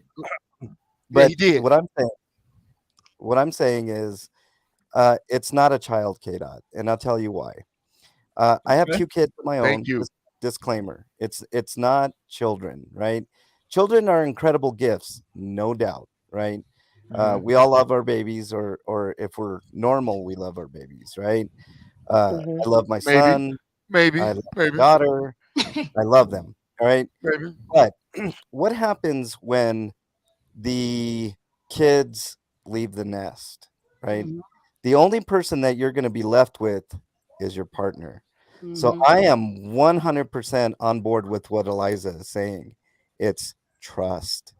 The trust Exactly. that you have, the trust that you have in your partner, right? I agree with that. If you No, I don't was have gonna say trust, that. right? I'm also divorced, right? One time divorced. I was gonna say So- something about that too. Yeah. I am as So- well. the reason that I'm divorced is because the trust was Was broken, broken. right? Okay. So Yeah, the right. And number one, But hold Yeah, on, go let ahead. him finish, Kate. Let him finish, baby. No, I'm K-Dot, saying go come ahead. on. That's what I said. No, you stay out of there. the ahead. absolute number Go ahead, one Victor. thing that drives a relationship is trust. If you cannot trust your partner to handle themselves when they're at work, especially at work, because you spend more time in a work environment than you do almost anywhere else, almost even more than family time. If you think about it, you're spending anywhere between 40 and 60, sometimes 80 hours a week working. So you have to have complete and utter trust in your partner to do the right things and have integrity and character. And if you don't, then it's going to lead to resentment, and it's going to lead to wandering eyes and wandering minds and wandering hearts, right? All the things that we've been talking about here. So yes, while children are super, super important, especially in a married relationship, if you guys want to start a family, I mean, there are couples that just want to spend the rest of their lives with each other, and there's no problem with that, right? There's no problem with people that don't want to have kids together, right? But if you don't have trust and love, then you ain't gonna be together forever. You know what I'm saying? Okay, So you know what, Road Dog, y'all going around too far. Let me get to the point. KD, you understand this? Go ahead. What you say is a point there. What a woman could give a man is a child. What you understand is this. Hold on. Before you say it, I'm gonna put it all in perspective. Okay. Right now. Okay. You can get, it's like I said, a woman said a trust in her heart. Okay, that's what you want. But see what the most important thing a woman can give a man that he can't give nobody else.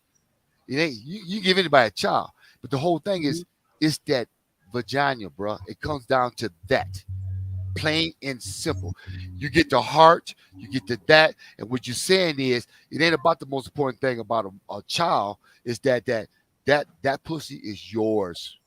There's no one else's. I would Hold say on, I know what you're saying, KD, but it ain't about the child. When you know that woman, because it's all about when you accept a woman. When I came up, it was all about expecting a woman of outside sex. It was about expecting her as a woman, what she's gonna bring to you, what y'all gonna do together as two people.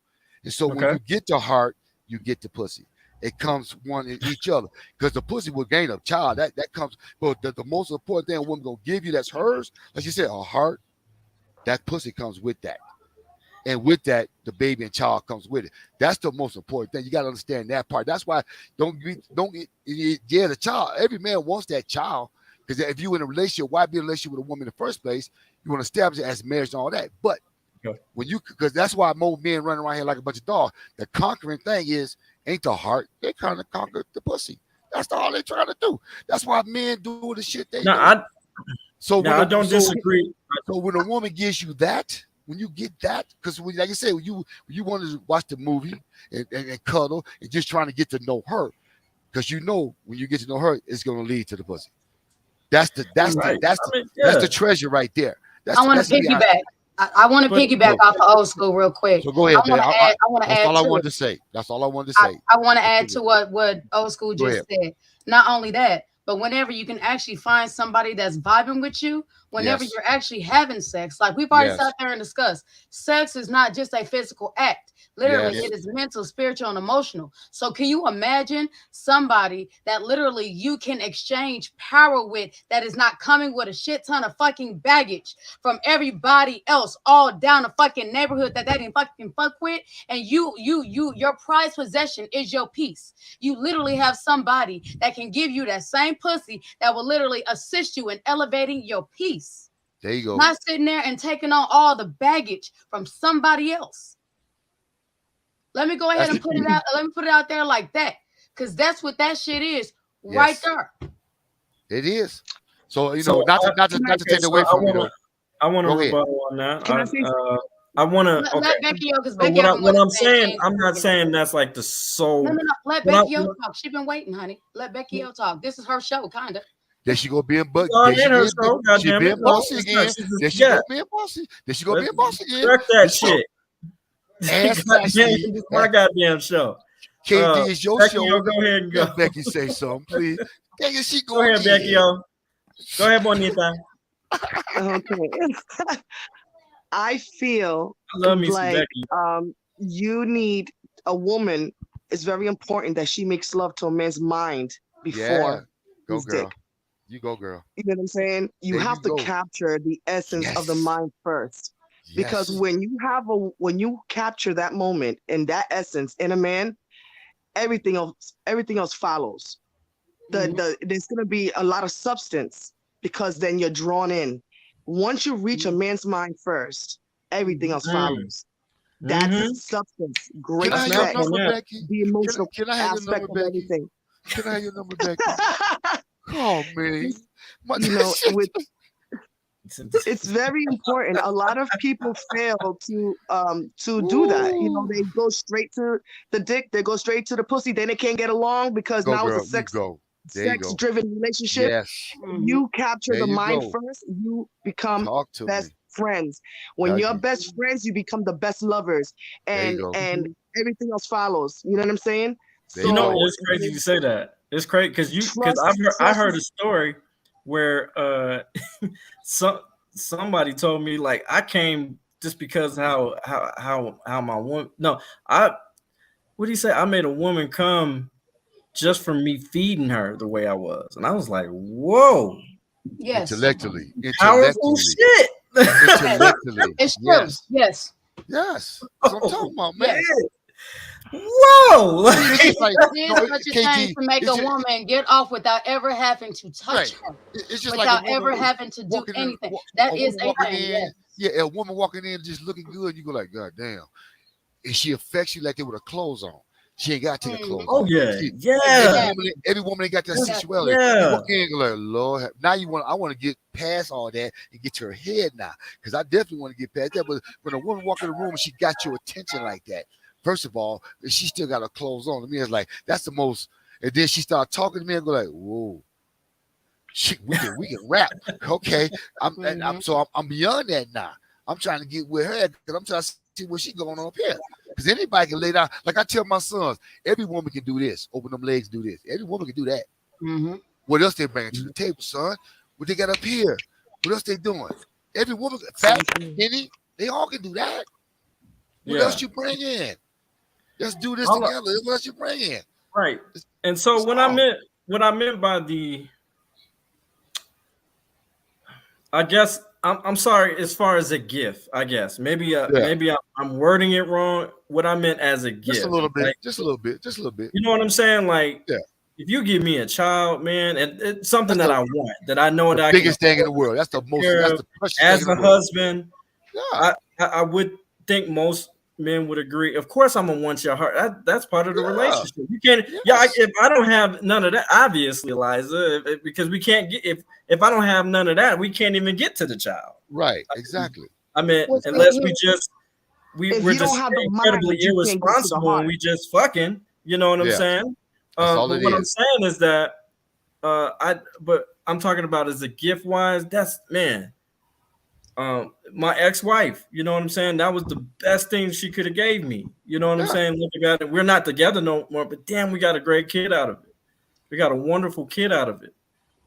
All right, go ahead. No, and that's kind of, you know, what Becky O just sat there and said is that if you can't get to the mind, you can't get to the heart. You can't get to the heart, you can't get to the soul. So I agree. 100% with that. 100%. The reason, you know, I understand you saying, well, of course I got to sit there and do this. My only thing is, if we're going to sit there and have a conversation and talk about it, we got to talk about even the obvious, because a lot of times the obvious to grown folk is not the obvious to everybody. Just like confidence ain't common no more. So we got to put it out there. You know what? I'm tired of hearing from both of y'all. Becky, you got anything else to say? You know what? Becky, where you at, Becky? Let Becky talk. Becky, I want to hear from Becky. Y'all two, Becky, where is Becky? Where's Becky? Here's the thing. Becky. Well, no, I wasn't done. No, let Eliza go. Let Eliza go. We sorry, Queen. We sorry, Queen. Okay. I love you, by the way. Love you. Love you too. My whole thing is this. I want to sit there and say that because the way it came off, and this is only the way I took it, and I've been hearing it for a while now. The way it came off is, oh, well, that's the most important thing. Well, if that's the most important thing and you putting all your eggs in that basket, no wonder it hurts so much whenever somebody's divorcing you. Because when they divorce you, what you think she gonna do? Right. She gonna take the kids. Exactly. So when I sit there and I say you need her mind, you need her heart, you need her soul. One, in doing just that, as far as your foundation, you are already lessening the chances of her ever having to leave. Period. You are lessening your chances already. And then secondly, whenever it comes to doing something like that, she will feel more comfortable. Once again, we've already had the conversation of, you know, the 4 things every woman needs. I don't care how masculine they are, it will automatically turn them submissive subconsciously. Okay. We need, you know, we need trust. We need love. Yes. We need stability and we need safety. We need to feel protected. All the things that men are supposed to bring to the table. It's whenever you say, what do you bring to the table? Literally, you're making it sound like a comparison. It's not supposed to be a comparison. We're supposed to work together. Yin works with yang. It does not work against it. Masculine works with feminine. It does not work against it. It should not be button heads. It shouldn't be, oh, well, if you ain't bringing this, then I'm not. If that's the energy you're bringing, I don't care what it is you're bringing to the table. I don't even want to be at the fucking table. I'd rather get up and leave. See what I'm saying? That's the problem. Okay, so what I meant by that. Hold up. You bring those things, you will instantly sit there and get my femininity. You will instantly get my submission. If you are able to truly get my submission and keep these things going, not just sit there and do it because that's what you were trying to do to get the pussy. And now that you got the pussy, you no longer have an interest in keeping it up. If you continue with these 4 things, then you will never have to worry about me ever leaving. You will never have to worry about divorce. We can have all the kids under the sun, even if we got to adopt every little rainbow child in America and Africa too. But even that, because some people can't have kids. But my whole thing is the things that you're saying you're wanting, you will get those naturally. There will be no fight. You will get no resistance. The main issue men have is that they are getting resistance. You will have none. But y'all got to do your part. And doing your part is not sitting there saying, oh, I'm an alpha. That ain't doing shit. I just said, but I said that in the beginning of the show. I said you have to do. Did I not, old school? Did I not say that in the beginning of the show? I said that. So what you said that's a small percentage of us. Okay, that's the sad part. That's a smart boy. I don't know. You got it. You cannot expect to get things from your significant other, the woman that you want, and you want her to be submissive. You want her to do these things, and all I'm saying is that it's in a lot of cases, a lot of these good men are doing those particular things and not getting it, nothing in. Yeah, that's weird. And they're using. I'm fine as shit. I got a body and I got pussy, so that's what I'm. That's not enough. You're not understanding why I brought that up. That's not enough. Then that's a problem. you're already on a defensive, which means you're not honestly understanding. So let me try to put it in another way. I understand that you are advocating for good men. Unfortunately, like we said earlier, that is only a percentage. This is a show. That means this is going to be touching more than just good men.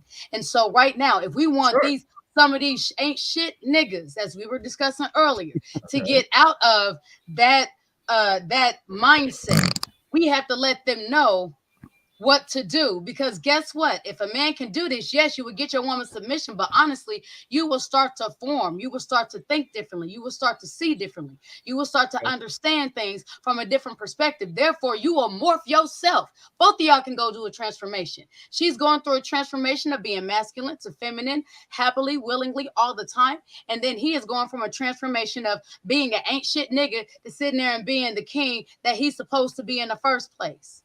Okay. You gotta go both ways. We got stuff on both sides. Women, can I have a final?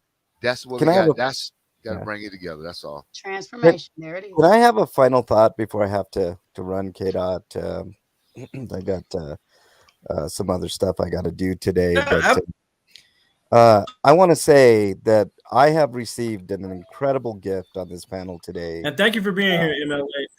Yeah, for sure. The incredible gift I received was seeing Eliza, Becky O, Chantel, and Kate on camera. Can we all just say that that was an incredible gift that they all gave us today on the panel? And Becky O looking on point as well, man. I mean, Becky, I don't know why you're not on camera all the time, girl. Just saying. I mean, you know, with face or without face, y'all are beautiful. Yo, the man, men on the panel.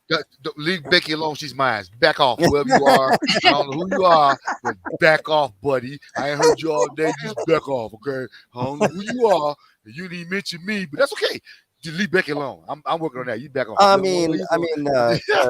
Just K-Dot and old school, no scrubs. Let's just put it that way. But the women, the women on the panel for sure took the day. Yes, he did. I think there's room for improvement on both sides. I think if we learn to complement one another instead of always being in opposition, I think the world will be a better place. A better place. So thank you guys. Hey, Becky, email me, girl. I've been telling you to email me for I don't have your email. Mexican long hair. Don't do it. gmail.com. Don't do it. Becky, I'll get it. I'll take yes, it. ma'am. Okay. I want to thank hello. Yeah. Thank you to K-Dot, Liza, Becky, Kate, Chantel, Old School, Road Dogs. I want to thank everybody for having me. Everybody in chat, y'all are wonderful. These panels are pretty great. We had a rough start today because of some technical difficulties, but a whole lot of technical difficulties. All in all, I think we had a wonderful panel with a bunch of respectful people. And we didn't talk over each other, which is a thing that I think panels can learn is being respectful, not talking over everybody, letting people speak. I like the format. I know we got a little heated in a couple of places, but we all love each other. I really want to thank y'all for having me up on the and I appreciate you, man. And like I said, MLH and Bernie are couple goals. So And I do need to point out, MLH, you're incorrect because K-Dot does have a strike already. A what? He's got a strike. I got a strike. That's okay. Shut up, Road Dog. Can I plug something before I go? K-Dot, can I plug something before I get up on that? Yes, sir. All right. I am going to have a panel approximately in 20 minutes or so. I don't know if you guys are still going to be going. I don't want to take away from your panel, K-Dot. But after K-Dot is done with this panel, I'm going to be doing a panel of my own about the Canadian convoy that is going on right now and how important that is to the 1A community. So I just wanted to throw that out there. Hey, MLH, have you reached out to What's Truth or Tiffany? If you listen to that panel later on, Road Dogg, you just might see what's truth on that panel. Okay, the reason why I was asking is they're covering it heavy. I had them on our show, on the Road and Toe show. Yes. Last Monday, I was going to let you know that would be an awesome person to reach out to. Yeah, yeah. But anyways, thank you guys so much. I really appreciate it. K-Dot, the lovely Eliza Havoc, the lovely Becky O, the very dapper Old School, and the guy with a lot of dirt on his face, K-Dot. I just want to say thank you very much for having me. I appreciate it, man. Thank you for being here, and thank you for having grown folks the conversation. And thank you. I love you, man, and be safe out there. And we got to do some more cop watching, so more cop watching. Yeah, you might want to call me later tonight, K-Dot. Okay. On that. But thank you guys so much. I really appreciate it. Take care, everybody. All right, have okay. fun. Eliza, I just sent you a video to your messenger. Okay. If you can, yep. Not a problem. If you can play that next. Next. It's not as long, and it's what you said last time. Yeah. Old School. You just don't. God damn it! I'm running my show how I run my show.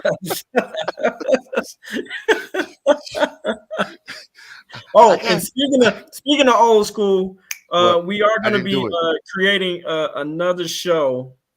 Me and Old School, we're going to have some really good things. We're going to have a comedian round table. So, oh gosh, yeah, that's going to be. It's going to get stupid. He's going to do most of the talking. I'm going to just shut up and just laugh and cry in the corner. That's what I'm going to be doing. I don't know what you're talking about. I know the stories that y'all finna tell us about the road and comedy. And oh my God. All I'm saying is it's ready whenever you're ready, honey. Yes, ma'am. Okay, so guys, the next video is this is straight to the point. Pretty much it's about how some men don't really go. We don't really buy the whole switch to femininity and the masculinity off. And we reverse it, and just to prove a point. So I'm gonna let the video play, and if you and I thank you for taking that, Eliza. You know, not a problem. We that's what we do over here, and I want everybody to be clear. Me and Eliza, we is not upset with each other. No.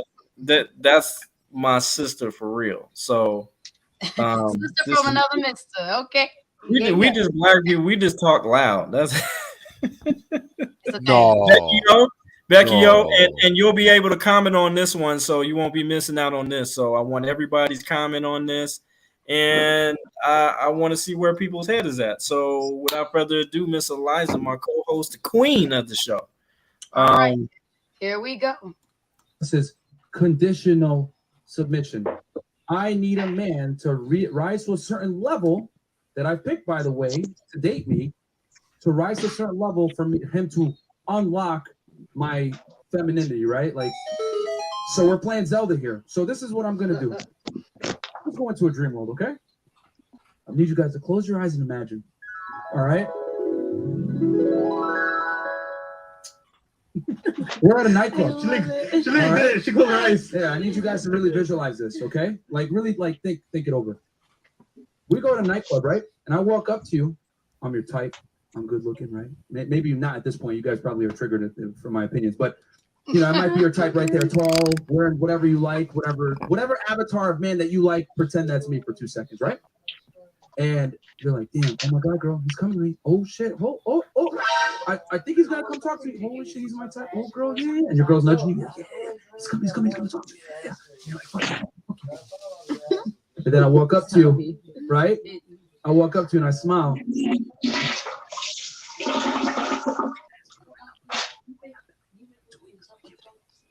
And then I go, oh my God, I love your shoes. Oh my God, I love your heels. Oh my God, you look so fantastic. Where'd you get those shoes? Are those Jimmy Choos? I got them too. Oh my God, I got a bag that will match perfectly with that. Blah, blah, blah, right? This conversation goes on for a bit. Maybe I told you about how I wax my nuts. Maybe I told you about how I'm spiritual and I do organic healing. Maybe I told you I've been in Russia before and I love it, right? And then I go ahead and say, would you like to go on a date with me? I'd love to take you out sometime. Oh my God, you're beautiful. What would be your response? We're going to start with you. Just give me a yes or no. Would you go out with me? I love you. I would like to take you to my fan. Nope. Okay. No, we would moving not on. be going out. I don't think so. No. Nope. Nope. That man's gay. Nope. Nope. No. Nope. I would say yes. Okay, you would take no. Yep, I'll take you out because I didn't know. I was assuming the whole time, it was just you were judging from the book. You didn't know who the person was. You feel me? So I'm gonna give you a chance. I'm gonna take you out and we're gonna go be friends. Okay. We're gonna be friends. Okay. That's my best But it's a friend and not like you want to fuck him. Yeah, that's the Yeah, point. not like that. We could be friends. So and, like, nope. hang out. Okay, so you're gonna I'll friend give zone it me. a So chance. Yeah. okay, so that's a no. Nope. Yeah, In I'm man good. world, that's a waste of our time to go out with a girl as a friend. Like real talk, ladies. I got to give you guys the truth. Yeah. Men No, don't give a nigga fuck doesn't about being wanna- your friend. So It's you're actually an basically insult. saying you're basically saying the man was gay. No. He's not gay. As a Oh. matter of fact, I got to add on to the story. You guys automatically said no. But what if I say, you're like, well, you know what? I don't want to date you. And I'm like, no, baby girl, don't worry about it. I'm masculine when I meet a feminine woman. Are you feminine? Oh, now it sounds retarded, doesn't it? Yeah, Now I'm telling you, I'm conditionally masculine based on the woman being feminine. You see how asinine your argument is? Here's the problem. Let me please finish. I even said in the beginning, don't cut me off. This is the world we live in, ladies, where a man's roles are static. You are expected to be masculine at all times, whereas a woman's roles are negotiable. You can be a lady when you fucking feel like it. And here's the thing. You know who loses? You lose. Because when you're not naturally feminine and you have this masculine energy, let me tell y'all something about men that you guys want. They have options. Why am I going to deal with this crass, annoying, rude, obnoxious, masculine woman that's trying to compete with me when I can go get a naturally submissive, attractive woman that's going to follow my lead and want peace, not a competitor or a whole partnership? So by your logic, that's exactly what's going on. Now, this goes to a deeper rooted problem that you alluded to earlier. We live in a world now where women are taught from a young age that acting like a man, being strong and independent, and having your own and 50-50 partnerships is what men want. It is not what men want. And as a matter of fact, the stats back it. We have the highest divorce rates we've ever had. We have the lowest marriage rates we've ever had. And 80% of divorces are initiated by women. You also realize that there are Facts. also 90% No, it's not. of I'm like, rebutting. marriages It is. by women, not men. Yeah. Like the women are the ones that Do you want to have this right now, or do you want to wait till the rest Huh? of the video? Yeah, I You want want that. you want to rebuttal this right now, or you want to wait till the rest of the video? No, we can wait to the video. Are you sure? Yes, Okay. ma'am. Okay. Exactly. And then they initiate the divorce. So who so what I'm trying to say is that we have clear-cut black and white data that shows that 50-50 partnerships don't work. We have clear-cut data that as women have become more liberated and by virtue become more masculine and become more, how do I say this, independent, marriages have suffered as a result, and we have more single women than ever before. And on top of that, we have the lowest approval ratings of life from women. As women have gotten more rights, they've been less and less happy. 1 in 4 women walks around doped up on antidepressant medication and anxiety medication. So who's really losing?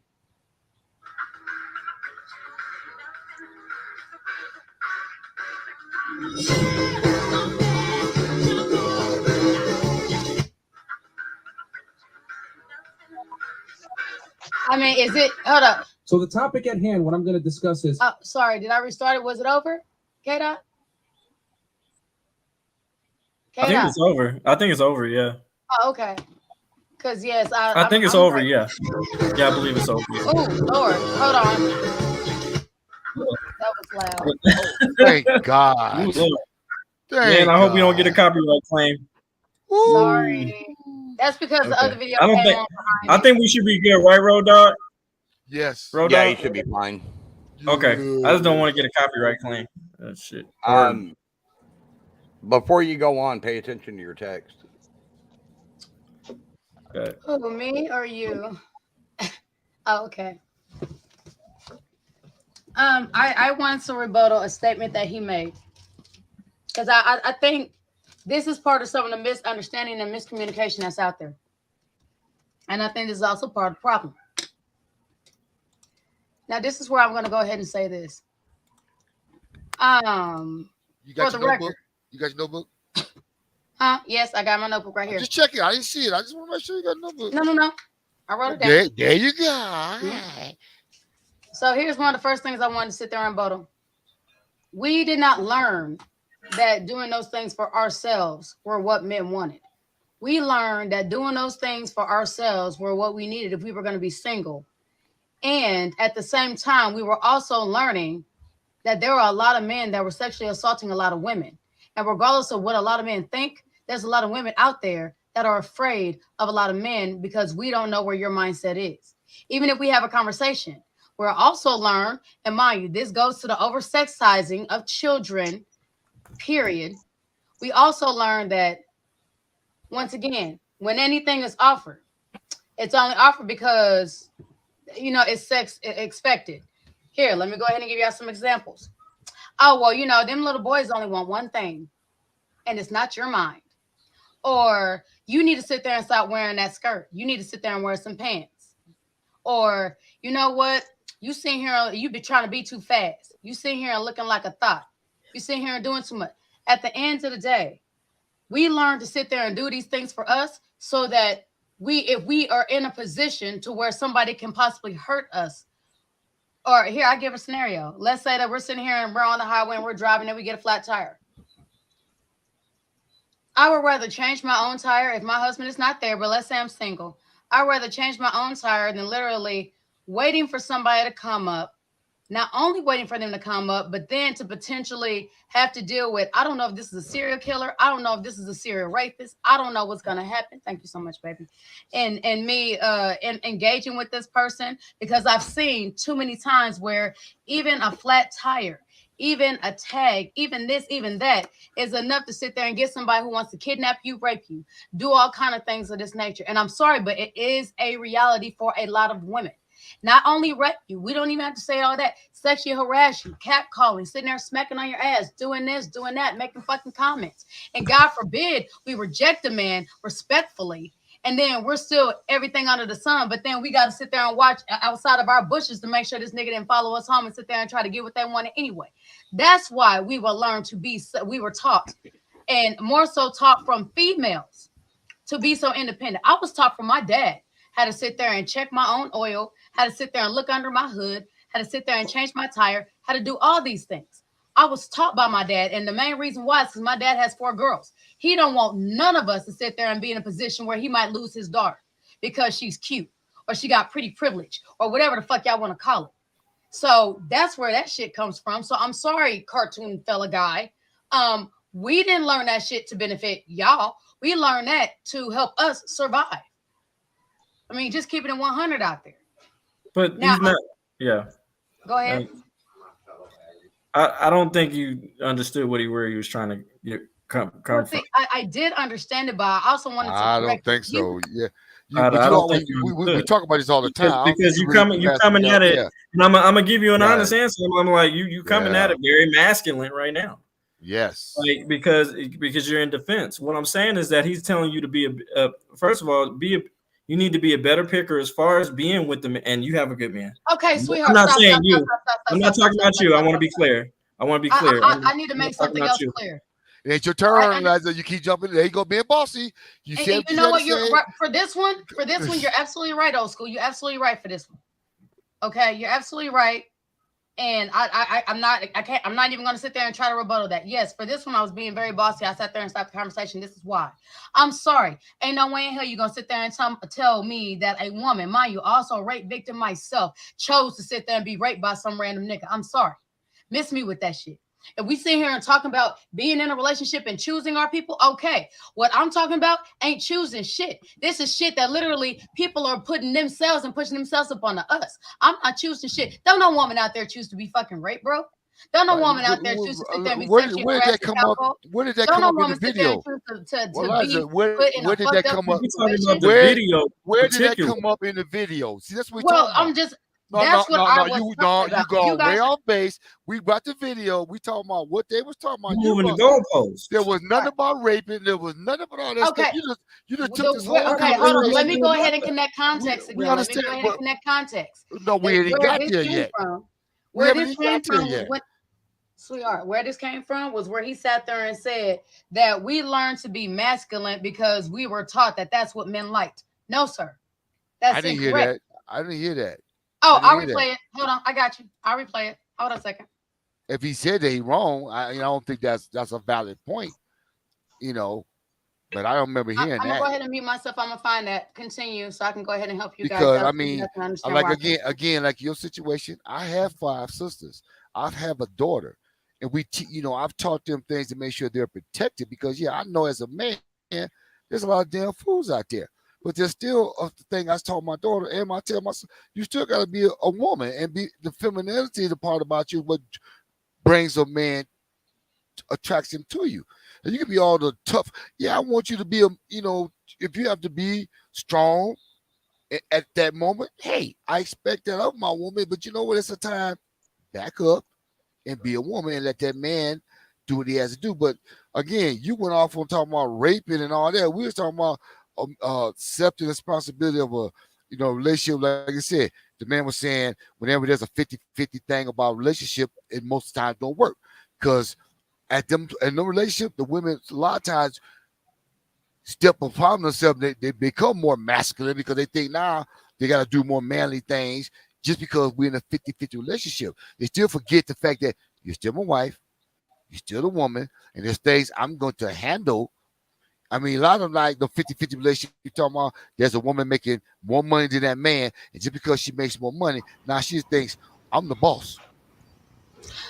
Yeah, I completely agree with you, honestly, because but show me where he said with the thing about rape right here. I didn't hear. I missed that part. No, this is where he said, and I quote, that you guys have learned that now we are living in a generation or we are living in a time where women have learned being independent and doing 50-50 is what men want. No, sir. But I will go ahead and play it so you guys can hear it once again. Okay. I'm talking about the rape part. That's what I'm looking for. The reason I sat there and brought up the rape is because, no, sir, we are not learning that to please men. We are learning that to literally self-sustain and self-protect. I understand that, Carmen, but you said you brought up rape. I did not hear that in the video. So again, I didn't say it was in the video. I said that's what we're talking about. You brought up something else. You keep over talking me, and then you're trying to sit there and tell me you don't understand where it's coming from. I have not been able to finish the statement yet. You've been cutting me off. I'm trying to explain. Show me in the video where he said rape. That's what I'm asking you. Where did the word rape come up in the video? I once again So why did it come up in the relation? I once again have art. Oh my goodness! I just got done. Okay, so what? Okay, so all right, go ahead. You're talking about. Let me say it again with no interruption, so this way he may be able to follow context. My context was the video states that women are learning that men want 50-50 relationships and want women to be independent. I said, once again, this is taken away from the video now. I said that is incorrect. We have learned this, right. We have learned this to be able to sustain self. We have also learned this to be able to have protection when there is not a relationship or whenever we are in a relationship with somebody who might not know how to do their job as a man. A lot of these men, just because you have a penis does not mean you innately know what your job as a man is. Just like these women are being masculine, there's a lot of males out there. So where did the context? Where did the rape? Okay, again. Now, once again, why did the sir, rape you have cut me off yet again. The 50%. Okay, because I said that. I brought this up. Once again, I brought it up. I said we have learned this as a way to protect ourselves because whenever we are in a situation, we have learned these things so that we are not stuck being helpless, so that we can be taken advantage of from those people who have ill intent for us. And unfortunately, panel or not, this is something women face on a regular basis. That's what I said. Yeah, but that is how rape comes into it. That is how that's a slim. But that's a slim. You're talking about, but you're not talking for a majority of men. You're talking about either your experiences or a small majority of men. That's once again, I am not talking for a majority of men. I am trying to help men understand why, because I've already stated that is incorrect. You have already stated with this part of the clip that I will once again show. Right here, it's incorrect. Okay, play the clip. All right, play the clip. Play the clip. Play the clip. Strong and independent, and having your own and 50-50 partnerships is what men want. It is not what men want. Thank you. And I was agreeing with that is not what men, not only is that not what men want, that is not why we learn it. He sat there and said, if I need to replay it, I will. That women learn these things because we are under the impression that is what men want. No, we are not.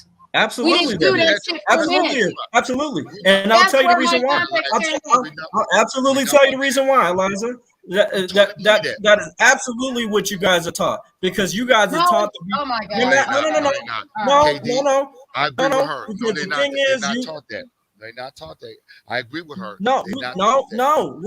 Listen, what I'm saying, they're taught that, especially by a single parent household. Oh, you don't need a man for nothing. Make sure you go in there and get your education. That's not what I'm talking about. You were so triggered, you're not able to hear me. Okay, what are you talking about? Old school, would you mind? Let me explain. What she said, and I agree with her to a certain point. What she said is they're not taught that.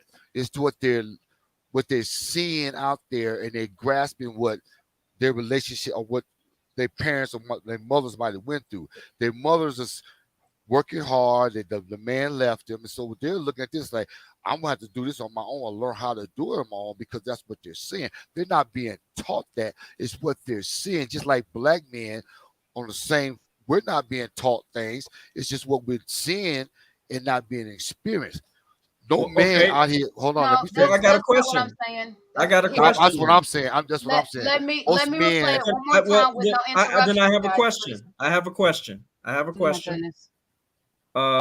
So if we're seeing stuff or what we're experiencing, is that Eliza? Hold on, baby. Would you mind coming and explaining it for me, please? Hold on, I will give you a way to explain it. Okay. Basically, y'all see shit that happens in the world, and y'all turn on that manly part of yourself. That's what I was saying. Yeah, there you go.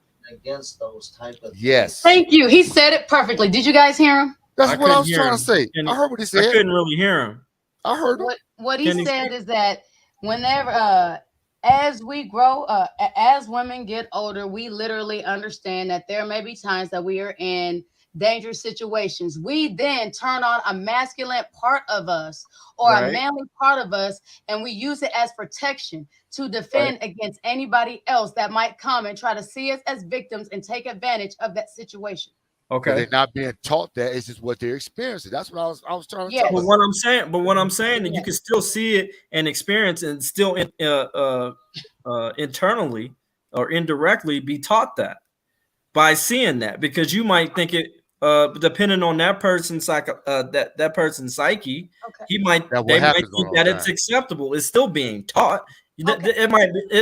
It's just because if I see something on the TV, if I see, I'll give you an example. If I see something on a rap video, observation, but it's still taught. That's what I'm saying. That still can be taught. Oh my God!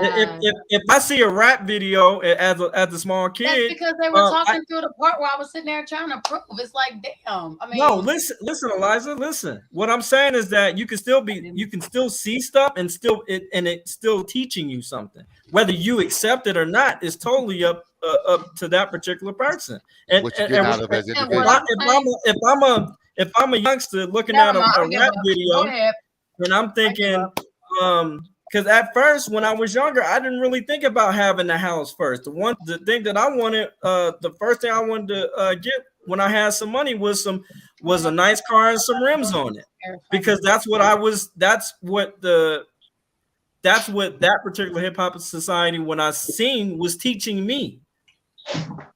Obviously I was wrong. I shouldn't be thinking. No, the first thing is to get is, property, land, a house, and stuff like that, and then a car. You know what I'm saying? I'm thinking totally different, but that's what I'm saying. I mean, even though you physically see it, doesn't mean that you're not being taught it. That's what I'm saying. You don't have to sit somebody down and have a classroom and say no, or not even a classroom, or just have a conversation with somebody through X, Y, and Z, and that's the only way to teach somebody. You can teach somebody. You can learn through other avenues, as far as television, news, outlets, and other. That's what I'm trying to say. Okay, y'all focused on a whole wrong part. Y'all sat there with this entire way. Do me a favor. Let's be quiet and listen to this part. I will repeat it once he says it, so that way you can understand. All right, go ahead and replay it. Okay. Okay. This goes to a deeper rooted problem that you alluded to earlier. We live in a world now where women are taught from a young age that acting like a man, being strong and independent, and having your own and 50-50 partnerships is what men want. Yeah, did y'all hear that? Right. I heard the first time. Yeah. Right. Okay. Right. So and who's that? And okay, can I give an example? please, let's not start over talking, because that's how we keep getting on the wrong part. I said, can I give an example? That's what I just said, No, Eliza. okay, go ahead. An example, because it's like I'll give a perfect example. The feminist movement. That shit is taught in the feminist movement, that you don't need that, or either you don't need no man for shit, or either it's 50-50. That's absolutely fucking taught in there. Okay, so can I go ahead and get to the point? Because once again, it went over your head. Go ahead. Incorrect. We are not taught that is what you want. We already agree with that. Thank you. How many times you gonna get going? We agreed with it 4 times. You know what? Dude, come on now. Let's. I agree with you 4 times. I agree with that. How many times you keep going over okay. it? You know what? This is why I just give up and I just stop talking, because you know what? Y'all just so said busy we sitting there trying to agree. defend. You're not listening.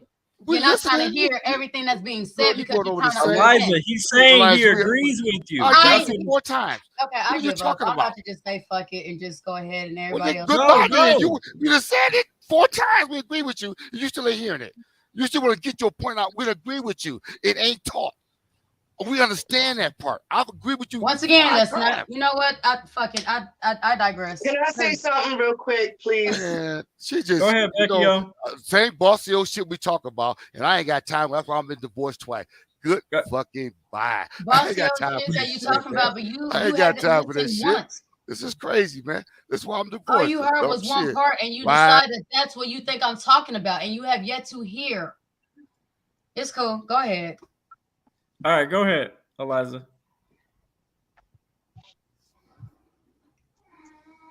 Go ahead. I'm trying not to shut down, because honestly, after this, it gets to where I don't even want to fucking talk no more.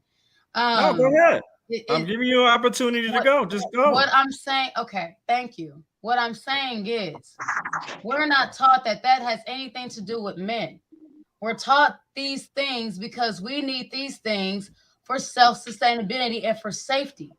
We need those for safety reasons. We're not taught that that's what men want. No, the feminist movement, especially the fucking feminist movement, didn't teach us that that's what men want. No fucking man wants a woman that's going to act like a man unless he's gay. And if that's the case, that's a whole nother fucking can of worms. That's a whole different thing that I can't relate to, because I ain't got no dick and I ain't going to try to pretend like I got no dick. What I'm saying is this. This man here on this video is incorrect. We were not taught that men wanted 50-50. We are not taught that men want to sit there and see an independent woman. We have learned these skills. Yes, we've learned it. We were not taught that that's what they wanted. We were taught that this is what we needed, because there's a lot of people out there that want to sit there and take advantage of a situation. And having a damsel in distress, especially when they want to sit there and take something as valuable as their virginity, as their purity. That's where that came up. That is something that if we're going to talk about men, let's talk about men. We ain't got, this is not just about good men. This is about men altogether. If we're going to talk about all women, a lot of women feel this way. A lot of women feel like they have to be masculine to protect themselves from men that are sitting there trying to sexually harass them, that are raping them, that are trying to take advantage of them, that are sitting there and catcalling them, that are over sexualizing them. That's part of, you know, you guys are complaining about the problem. That's part of the problem, but don't nobody want to look at it.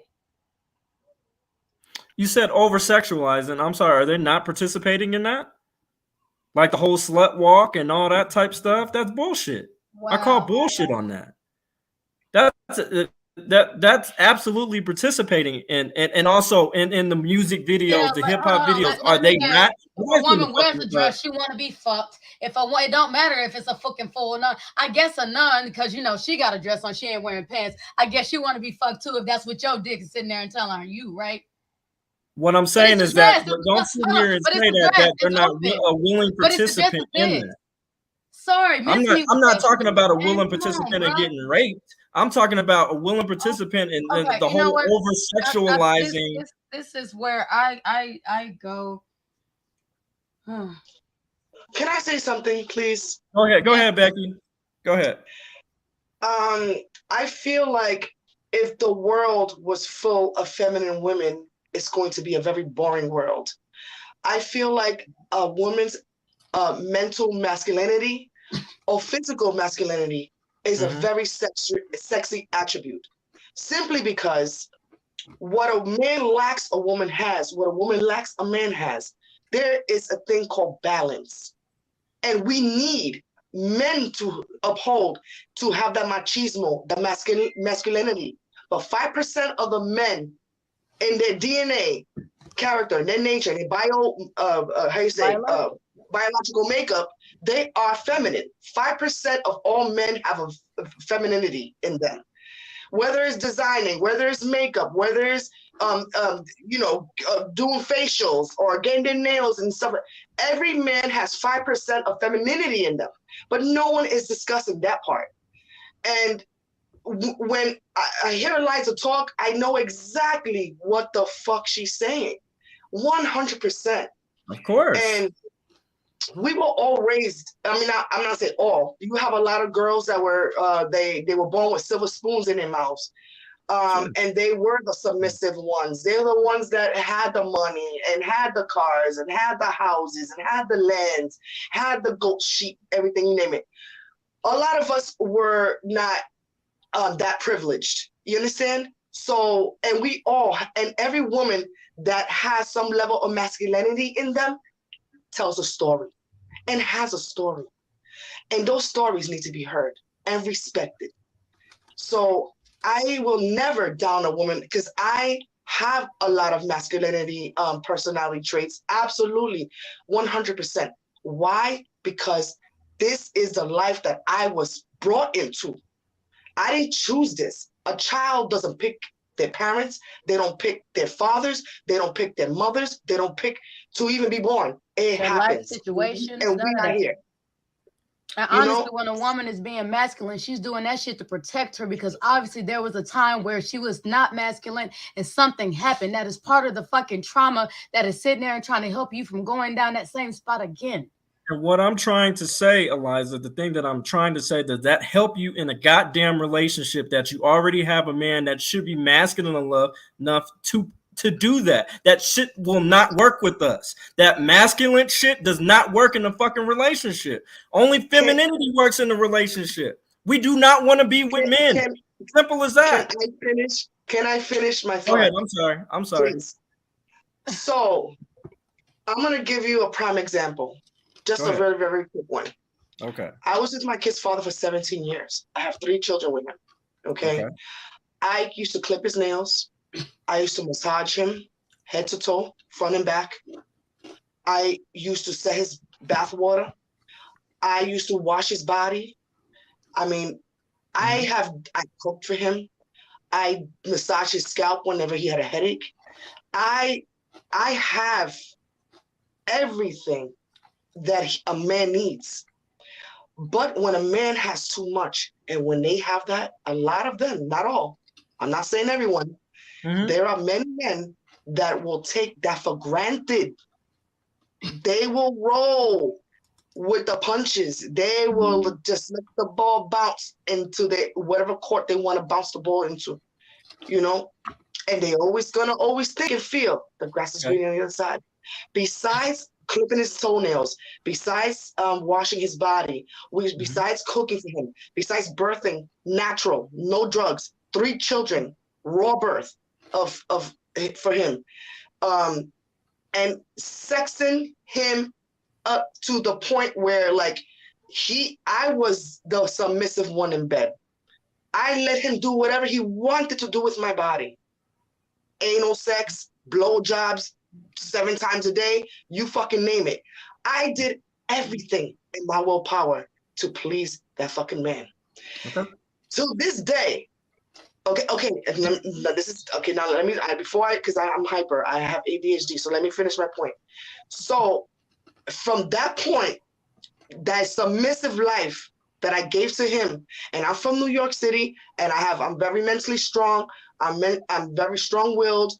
I do have very strong character traits, and I buckled down and shaved a big piece of who I was to appease him. Okay. Now, one day, my daughters was coming home from school. My second oldest, she was for her age, she was very, very nice body for her age. She was like 10 or 11 years old. The booty, the small waist, no stomach, like that. But she was only 11 years old, 10, 11. One of the dudes that lived in the complex where we lived at said, "Damn, girl, that fat ass, whew." He's like, you look as good as your mama, if not better. Well, she's only 10. She's only 10 years old. Right, So femininity. she was so offended. Now, this is a knucklehead. I get it. But this is where the masculinity comes in. Because I am the type of person, don't fuck with my property, don't fuck with my kids, don't fuck with my money, and don't fuck with my animals. Okay? My kid's father, I'd never been married ever in my life. I was with her for 17 years. She comes home crying. That guy said this to me. She was like 10 years old. She didn't even know how to react to a situation like that. I said, wait a minute, calm down, talk to me. What happened? The guy over there said he have a fat ass and then you look good and I look better than you and I go whatever, something like that. He was talking to me like nasty. And I said, oh really? I'll be right. And I looked at my kid's father and I said, what are you gonna do about that? Exactly. Oh, nothing. Ignore them. They're just knuckleheads. They ain't shit. Yep. And I can't tell you how. I said, you know something? I said, they're knuckleheads and they're not shit. Let me tell you something right now. I'm in this fucking house. She's walking home from school, which is right around the corner. She had to cross. She had to cross into the complex to get to into the apartment. And I said, I'm in this house. He can take her little 10-year-old body, snatch her up inside the laundromat, and rape her. And you're not gonna stick your dick and balls into the situation, bitch. I will. Exactly. So I walked right up to. He was sitting on the fence, like it was like you know how when you own a farm, but these are not like slats. They were rounded fence. It was like 2 or 3 of them where you could sit on it and chill. He was there with like 4 of his homeboys. I walked right up to him and I yoked him right by his neck. I grabbed him and I cupped his neck and threw him backwards. I jumped over the fence and I got on top of him and I slapped the fuck out of him hard. And I said, don't you ever disrespect my fucking daughter. If you do, I'm gonna gut you like a fucking pig, bitch. He was, and then he's like, he was all like this, like crazy. His homeboys were laughing. They were like, yo. And then they already know my reputation in this city. They know who the fuck Becky O is. I got off of him and he's 6'4". And I told him, I said, let me tell you something, bitch. Don't you ever disrespect my daughter like that again. None of my children. Because if you do, I'll gut you like a fucking pig. And I got off of him. I slapped him really hard to the point where he just like stayed there. He didn't even move. Right. He gets up and he was like, yo, I apologize. I fucked up. And I said, I'm telling you right now, don't ever disrespect my seeds ever again in your fucking life, or anybody else's for that matter, because that's some pedophile shit, bitch. Mm-hmm. You understand me? And I came off at him really crazy. Like, I'm talking calm right now, like, because I'm talking to you guys about a situation, but I was going ham on his ass. And that was it. I settled it. Well, see, there's a whole lot of women that have not only been from dealing with the same thing from the Becky's point of view, but from their children's point of view. Because I got some stories that I don't even care to for real share, because I don't want to relive that shit. And I kind of started I to, know. so I had to sit there and take myself back a moment. Eliza, let me finish my point real quick. Okay. The whole point is, when I say there's a balance, there's a balance. So that is, if a woman naturally has that characteristic in them, they shouldn't be downed. They should be respected, because that characteristic, that masculine characteristic that she possesses, is what could save your man's life, your child's life, your own life. You understand me? That should not be frowned upon. That needs to be praised and respected. I get what you're saying, but at the end of the day, how do you apply that to a relationship where a man already knows how to protect himself and stuff? His job is to this is what I'm saying. A man wants to feel like he is needed. If he is not needed, he doesn't feel like he belongs in that particular relationship. I'm already providing. I'm already I can already take care of my goddamn self. So what the fuck I need you for? You know what I'm saying? I want to protect you. I want to protect my woman. I want to be there for my woman and make sure I'm there for my children. But what I'm saying is that the masculinity, as far as fighting me, being combative with me, that it's I'm not going to disrespect you. I'm just going to leave. I'm not going to deal with it. But no, that's different. That's different. I don't have the option to do that. This is just the thing is, in relationships, when a woman when she's very like me, strong-minded, I have, I do have those traits, and I really do. But I'm a communicator. But that's not attractive traits. That's why my relationship lasted for 17 years. Listen, DJ. Okay, I'm listening. That's why my relationship lasted for 17 years, and I wasn't married. I chose not to be married to this man. I mean, I loved him enough to be married, but I didn't want to marry him because he was a womanizer. And I knew that.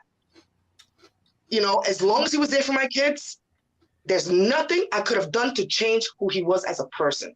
But I'm getting besides the point. The point is, when you have a relationship, okay, there's a thing called communication. And when you're able to communicate with your partner, okay, that is a subtle moment between you and that person.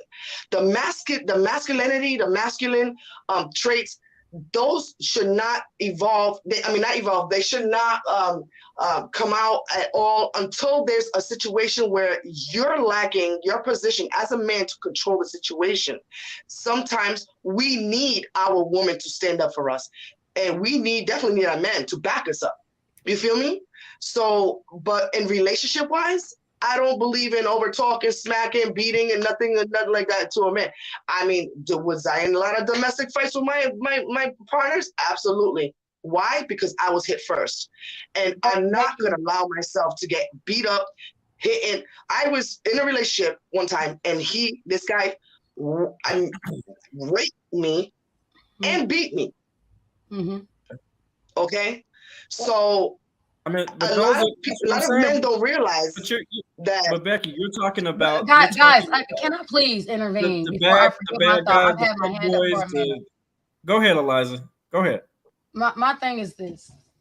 Just like Becky said, she hit the nail on the head. It's communication. A few moments ago, whenever I was trying to communicate the point that I was trying to get across, you were already getting furious with me. You were already getting frustrated with me.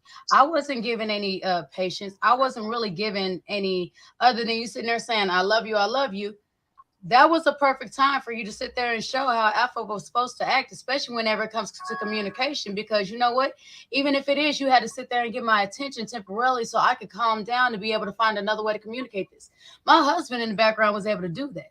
But honestly, whenever you came back on, right, but that's your but here's that's your husband's job. That's not my job. I get that. But the whole thing is, afterwards, you yelled and then you cursed. And I'm just like, wow. Come on, how many times I cuss all the time yes, on my show? Yes. But I mean, you know, maybe I just felt some type of way because I felt like it was kind of at me. You know what I mean? No, it wasn't at you. Okay. Well, thank you for that. But I'm sitting here looking at it like, you know, this is a communication, and this is why we had a show, because there's a lot of communication that needs to be had, and we need to actually show a better way of being able to have that communication. Because right now, had we been two lesser peoples, this would have turned into a screaming match, back and forth. Honestly, it would have. Matter of fact, I'm not going to say that. I would have just went ahead and stopped talking, because I feel like I'm not being heard. I'm not being understood. I've tried different ways to go ahead and say this. I've even tried being patient. Like you guys said what you guys had to say. And whenever it got to any time I was sitting there saying, I was instantly cut off. I was instantly talked over whenever I was still sitting here. And yes, I understand. I talk kind of long, and I kind of choose my words very, very carefully, because I want everybody to be able to understand me. And if you can't, I want to be able to put it in different ways so that my viewpoint can be understood. Doesn't have to be agreed with all the time, but it can be understood. And I mean, right now, you know, this is some of the reasons why so many women are masculine. But just like you sitting there saying, well, you know what, if I'm a man over here and I'm supposed to be able to da-da-da, well, sir, how can you sit there and tell me, even as an example, a scenario that, you know, you're the type of man that's supposed to be the alpha portraying for good men, but you couldn't even let me communicate without getting frustrated and without triggering me. That's not true, because I asked several times. I told you several times, go speak, and you would not speak. Well, and not only that, old school told you he agreed with you. Go. But and then you were like, I don't even want to speak. I don't even want to say nothing. So that is not true. That is absolutely false. That's not true. Wow. Okay. We didn't say go ahead and speak and go ahead. We agree with what you did. We didn't say that. You did say go ahead and speak. This is after I sat there and I made it clear that honestly, I'm about ready to just shut down and not even say anything, because I don't feel like I'm being heard. I don't feel it's not really so much heard. I don't feel like I'm being understood. That's when my husband stepped in to sit there and give a different way of being able to sit there and explain what it is I was sitting there and trying to explain. Sure. Beforehand, yeah, I was told that he agreed with me, but he didn't, because he agreed with the video and the initial part of what I was saying about the video, as far as that being incorrect. I didn't even get a chance to sit there and say what my take on it was until much later. And then why I connected it to the context of rape and sexual assault.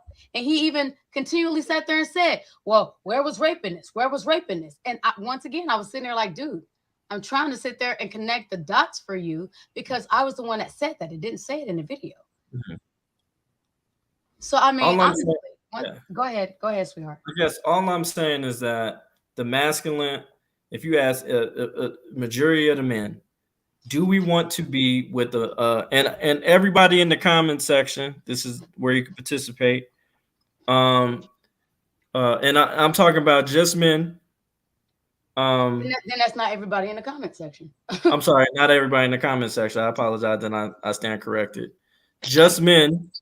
Comment if you want to be with a masculine woman, or do you want to be with a feminine woman? Why don't you say, would you? No, I'm gonna say how I'm supposed to. No, that's not. That's exactly how I'm gonna say it. Either you're gonna be a masculine woman or you're gonna be a feminine woman. Because at the end, I mean, because Becky, honestly, to tell you the truth, I was married, and I'll be quick to tell you. And I even told Eliza, man, was I simping on the simp juice, Gatorade, all that type stuff? I was a motherfucking simp, and I was dealing with the masculine woman, and it did not work. That's different. That's different. No, it's not. DJ, the thing is, you're saying masculine women as if if your ex-wife was like that 100% around the clock, well, you made the decision to marry her. You proposed to her, and I take full accountability. And here's the thing: this is where we take accountability. I picked wrong. I will absolutely take full responsibility as I picked wrong, because at the end of the day, I'm the one who married her. But the thing is, if we ask you to do accountability, oh no, I don't have to take accountability. He was just a piece of shit. It doesn't matter. Right now, you're projecting. That's part of the problem. You're projecting. And here, let me go ahead and actually, can I go ahead and change that panel question so that everybody can actually everybody can be involved? It's a very unfair question, because you have women like me I'm a STEM, because I'm feminine and I'm masculine, but I know my role. You understand me? So if I have a man, he's gonna be pleased, he's gonna be happy, he's gonna be comfortable, he's gonna feel the love. But when it comes to that point, when something outside our circle happens, I'm gonna handle that. If I don't agree with what you're doing or what you're saying, Becky? We're gonna talk about it. We're gonna talk about it. Can I ask you a question, Becky? Sure. Because Old School did mention, he said, now no, not Old School, MLH asked you, okay, so what if a man takes you out and takes you out to dinner and offers to pay? You said at first, he was just like, no, I'll pay half. But he was just like, but what if he wants to? And you was just you was like, well, if he feels like he needs to do that. But then you were saying also, you know, some things to make you feel feminine, more feminine. It does make you feel weird, it's a little strange, because no. I mean I'm just saying. I mean, not verbatim, but along those lines. So what I'm saying is that what I said was throughout my years, when men used to compliment me, it felt weird, because I'm bisexual, and my whole life I was always ridiculed, bullied, and I was always called ugly duckling, gooseneck, giraffe neck. I used to get beat up all the time. And as I started to evolve as a teenager, as an adolescent, as a woman, I grew, and I had my kids. I was a dancer as well, and so for many years, I'm a veteran. And it's like, you deal with all walks of life. But the thing is, you are far from, I'm gonna tell you right now, you are beautiful. You are wanted. You are all of those type of things. But the thing is, when we try, in some cases, try to do that, it doesn't get reciprocated. We get pushback. We get like, no, I got it. I don't need you. And it's just within the relationship. And it's just like, and then when you bring up, the whole rape thing and other, other scenarios, it's just like, fuck. It's just like we're thrown back into that category again. And it's just like, I'm not talking about those men. And I'm not dismissing. Well, sweetheart, you have to, because you were talking about those women. You were talking about those women. Hold on. You were sitting here and talking about those women ain't this, those women ain't that, blah, blah, blah, blah, blah. But those are the same women that dealt with the same things. You cannot sit there and isolate those women and sit there and say they're not good enough. And I'm not isolating those women. What I'm saying is that. Hold on. But then sit there and say, I'm hiding behind this small group of men over here. I can't speak for them. If you can't speak for them, look. It's not a small group of men. It's not a small group of men. We're talking about a small group of men. Hold on. You can speak on your preference. Hold on, because I didn't have my hand up for a minute. Hold on. Okay, this is my only thing right here. And then I will go ahead and leave y'all be. My thing is this. Honestly, I feel that women are masculine and feminine. They can sit there and turn on their masculinity when they feel that they need to. I do. Now, hold on. Now, you sat there and you asked them a question to the men in the audience that, well, do they want to sit there and deal with a masculine woman? Here's my question to everybody. Why you're being biased? Hold on. Why is it that so many men are not willing to have an honest conversation on why you feel your woman is masculine, or have a conversation with her on why she feels she's masculine, so that she can sit there and feel safe and maybe let that shit down?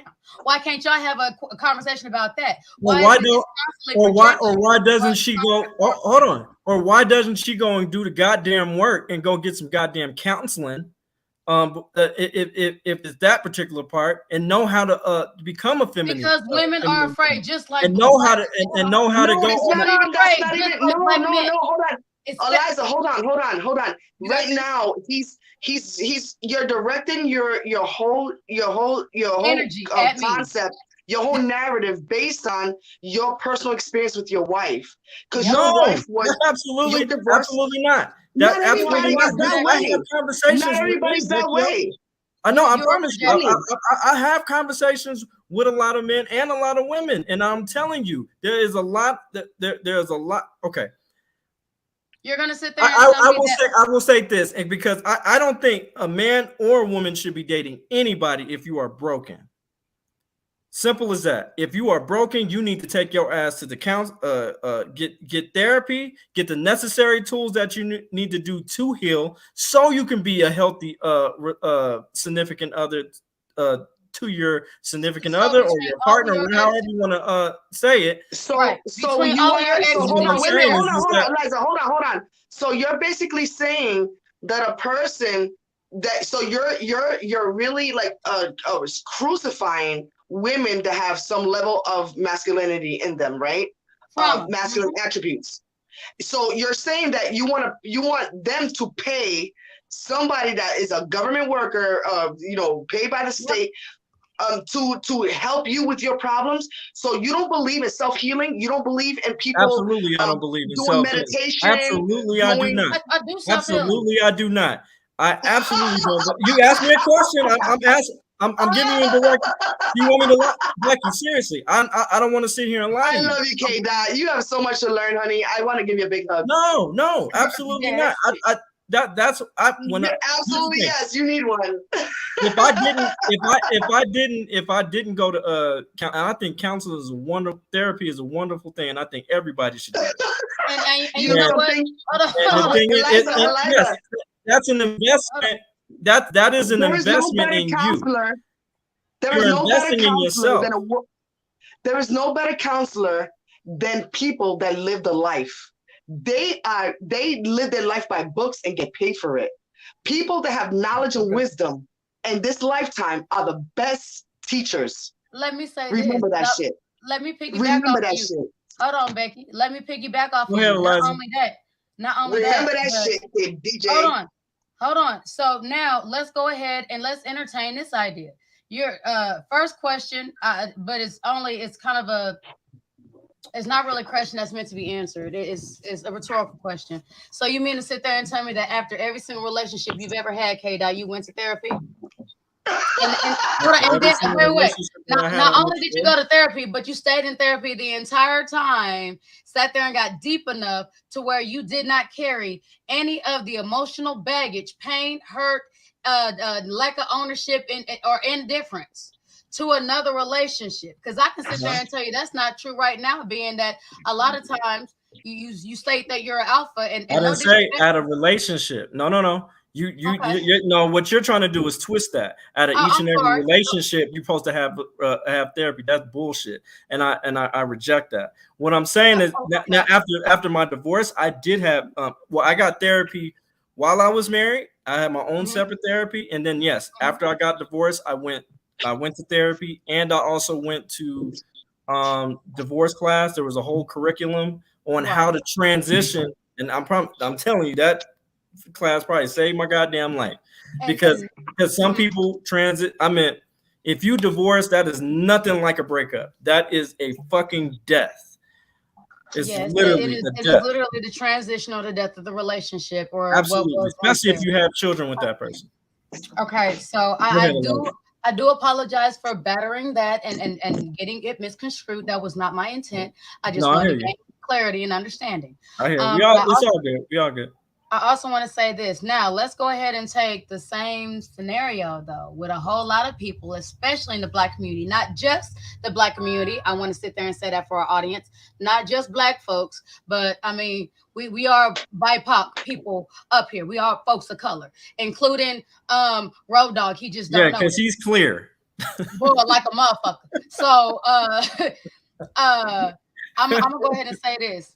Yeah. So what about those people that don't have insurance, that don't have the money, to sit there and try to go to therapy for them to help. And not, or let's go ahead and do another scenario, especially when it comes to women or men for that matter, because I do not want to leave them out of this, who have literally had to sit there and deal with sexual trauma, because there's a lot of women, there's a lot of men that get raped by women. So they've even had to sit there and deal with the trauma and how they feel and how they're demasculated and how they don't feel like they can go to the police, go to their friends or anything. That's a secret that they got to keep because, you know, you're a man. You know, how they got to do this. Oh, well, you know what? If you sat there and nutted, then obviously you liked it. All this other kind of shit. We're not going to go into all that.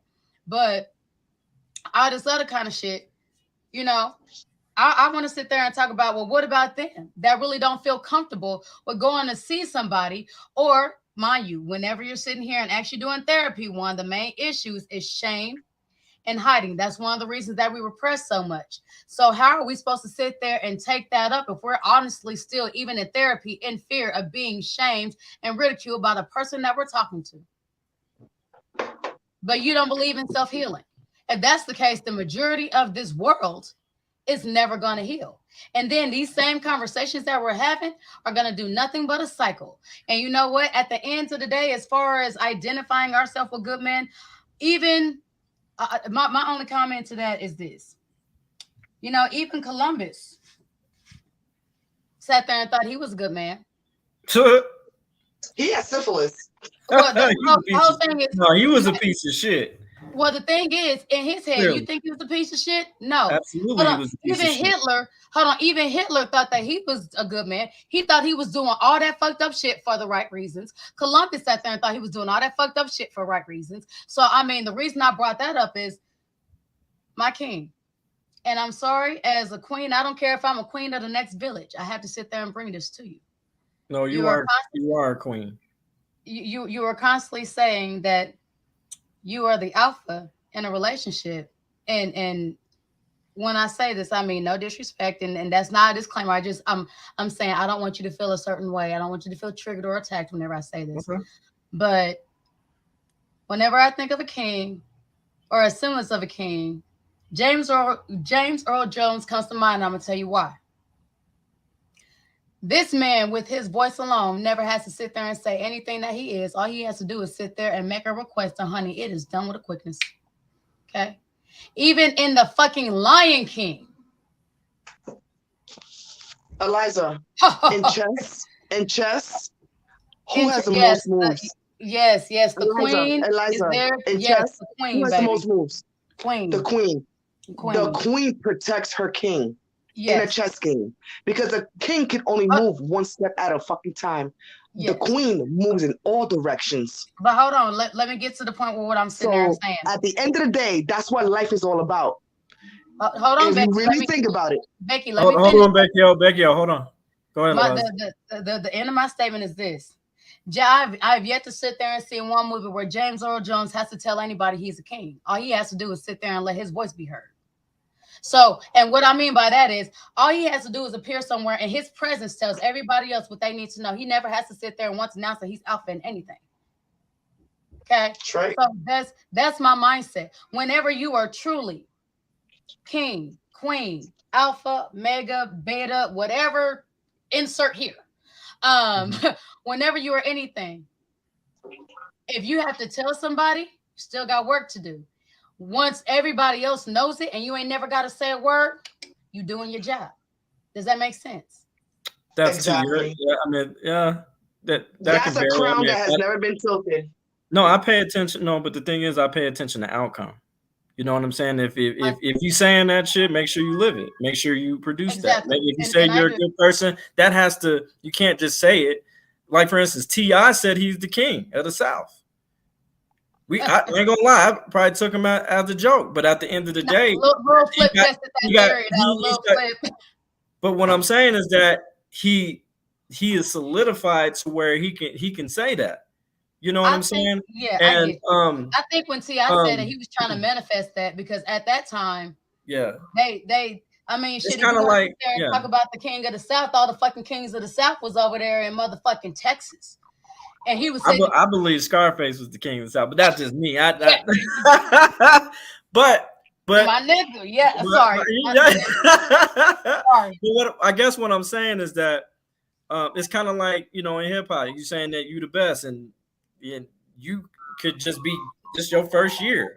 Like, what makes you the best? But now I'm starting to hear like, well, fuck, he's supposed to say that, or she's supposed to say that, because if you speak it into existence, it'll come back into you, into the universe. Just like if you put out positivity, I really truly believe it'll come back to you. You know what I'm saying? And I think what we're doing right now is called emotional surgery right now. Is it uncomfortable? Does it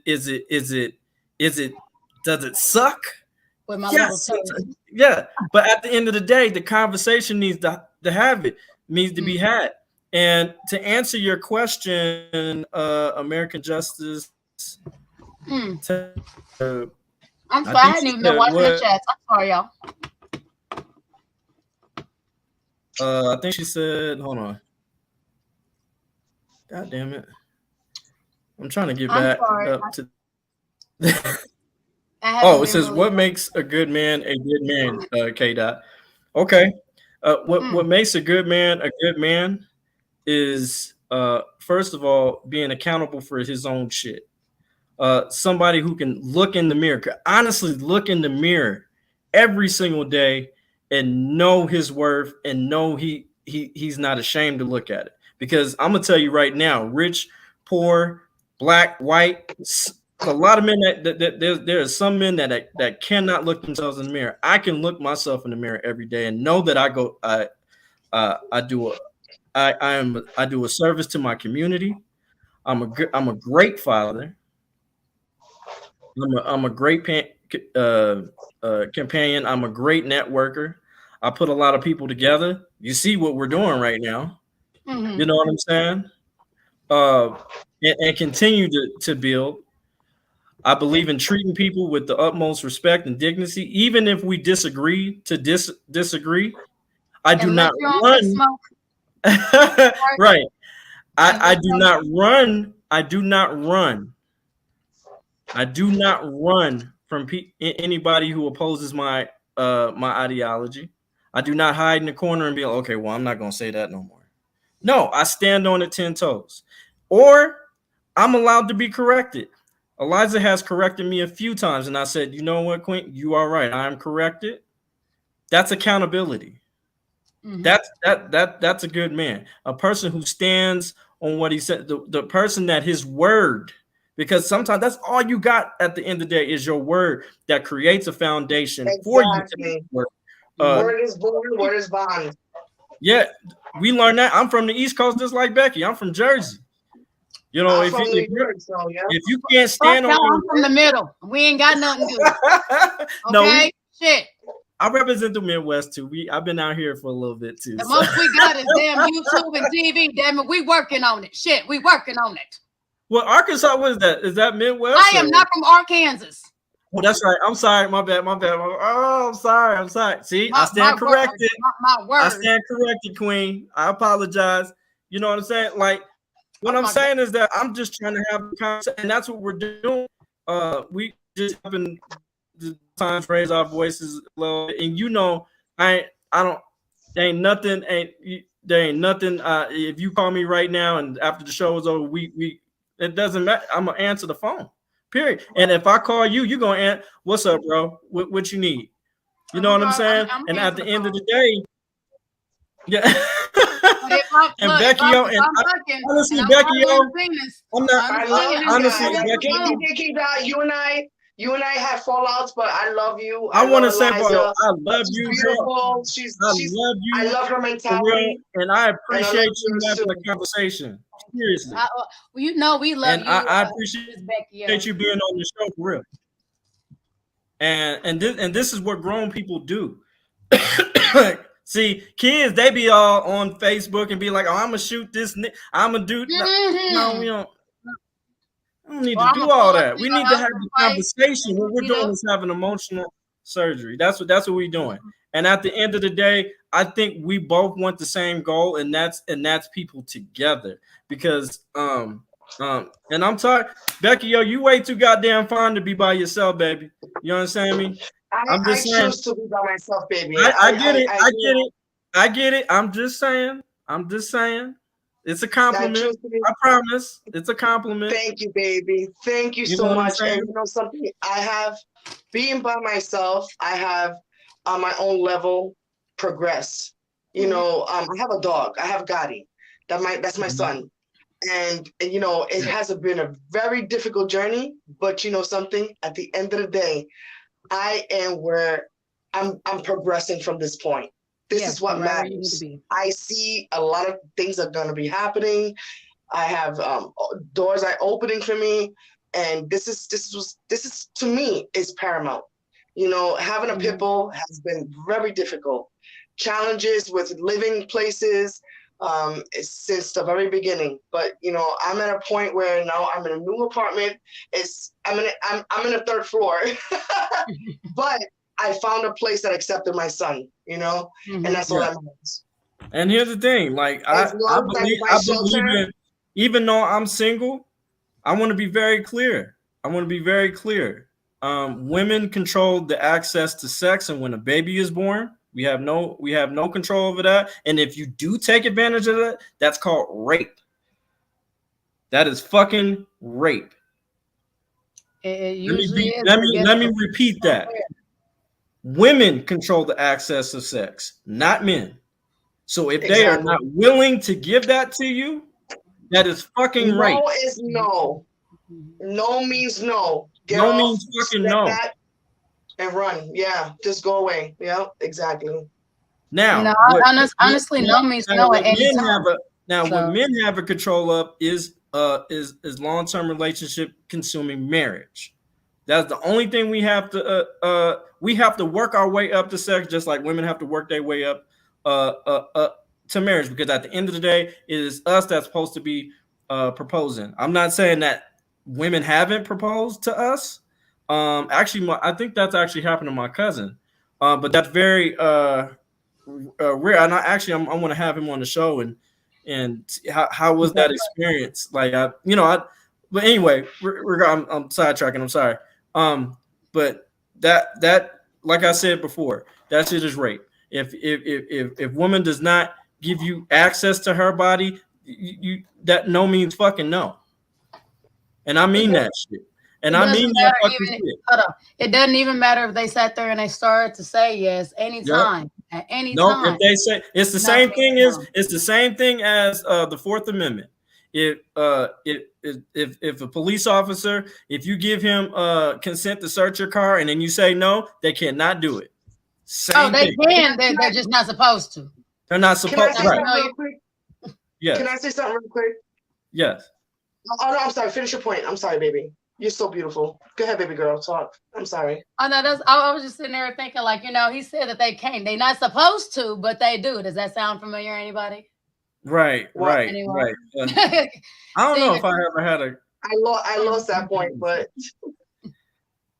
Go ahead, Becky. Go ahead, Bonita. Gracias, papi. The thing is like. You don't know that shit. No, I'm playing. Go ahead.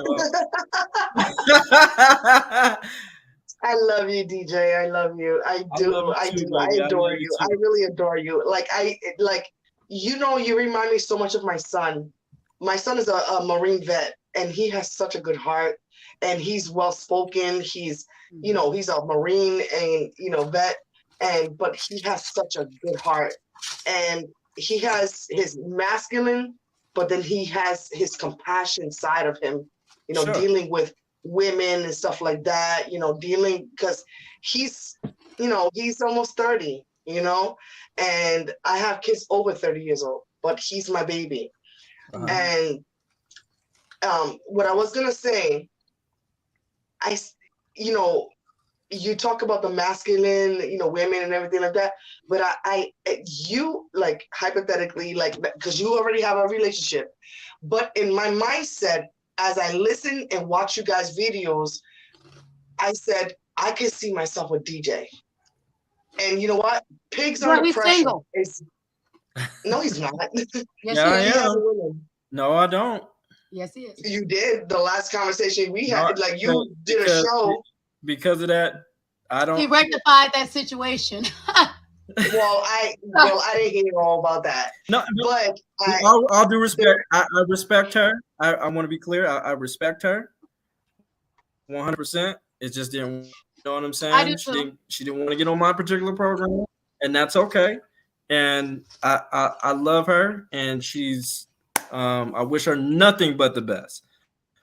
Absolutely. So I want to be clear on that. Something when you have a breakup with a person, you never wish them bad. You never wish them the negative stuff. You always disperse good energy into the universe, because when you do that, good energy comes back to you. Always. Always remember. I agree. That. Well, you're supposed to do it sincerely from the heart, not sit there and do it with the. What you eating? What you eating?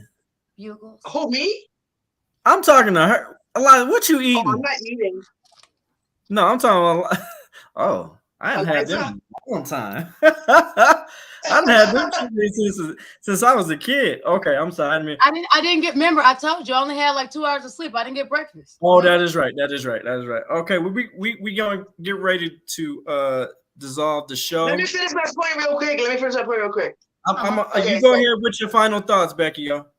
Okay, so at the end of the day, okay, so I don't know if I should sum this shit up, but anyways, like when you talk about masculine, like women that have masculine characteristics and everything like that, we are attracted to men that are in control.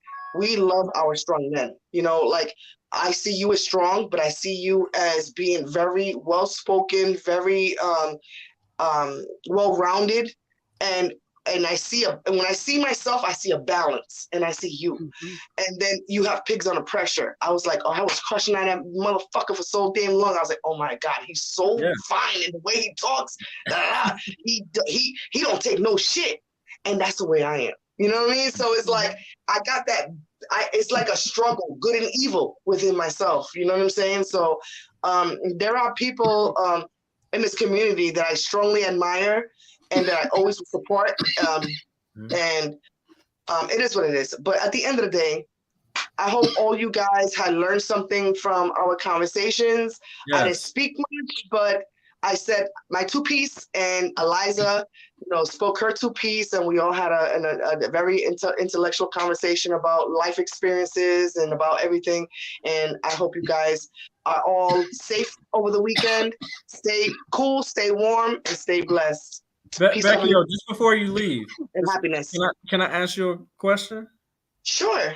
Do you because we want to because this is Eliza, this is I know it's a relationship show, but we talking about relations too, right?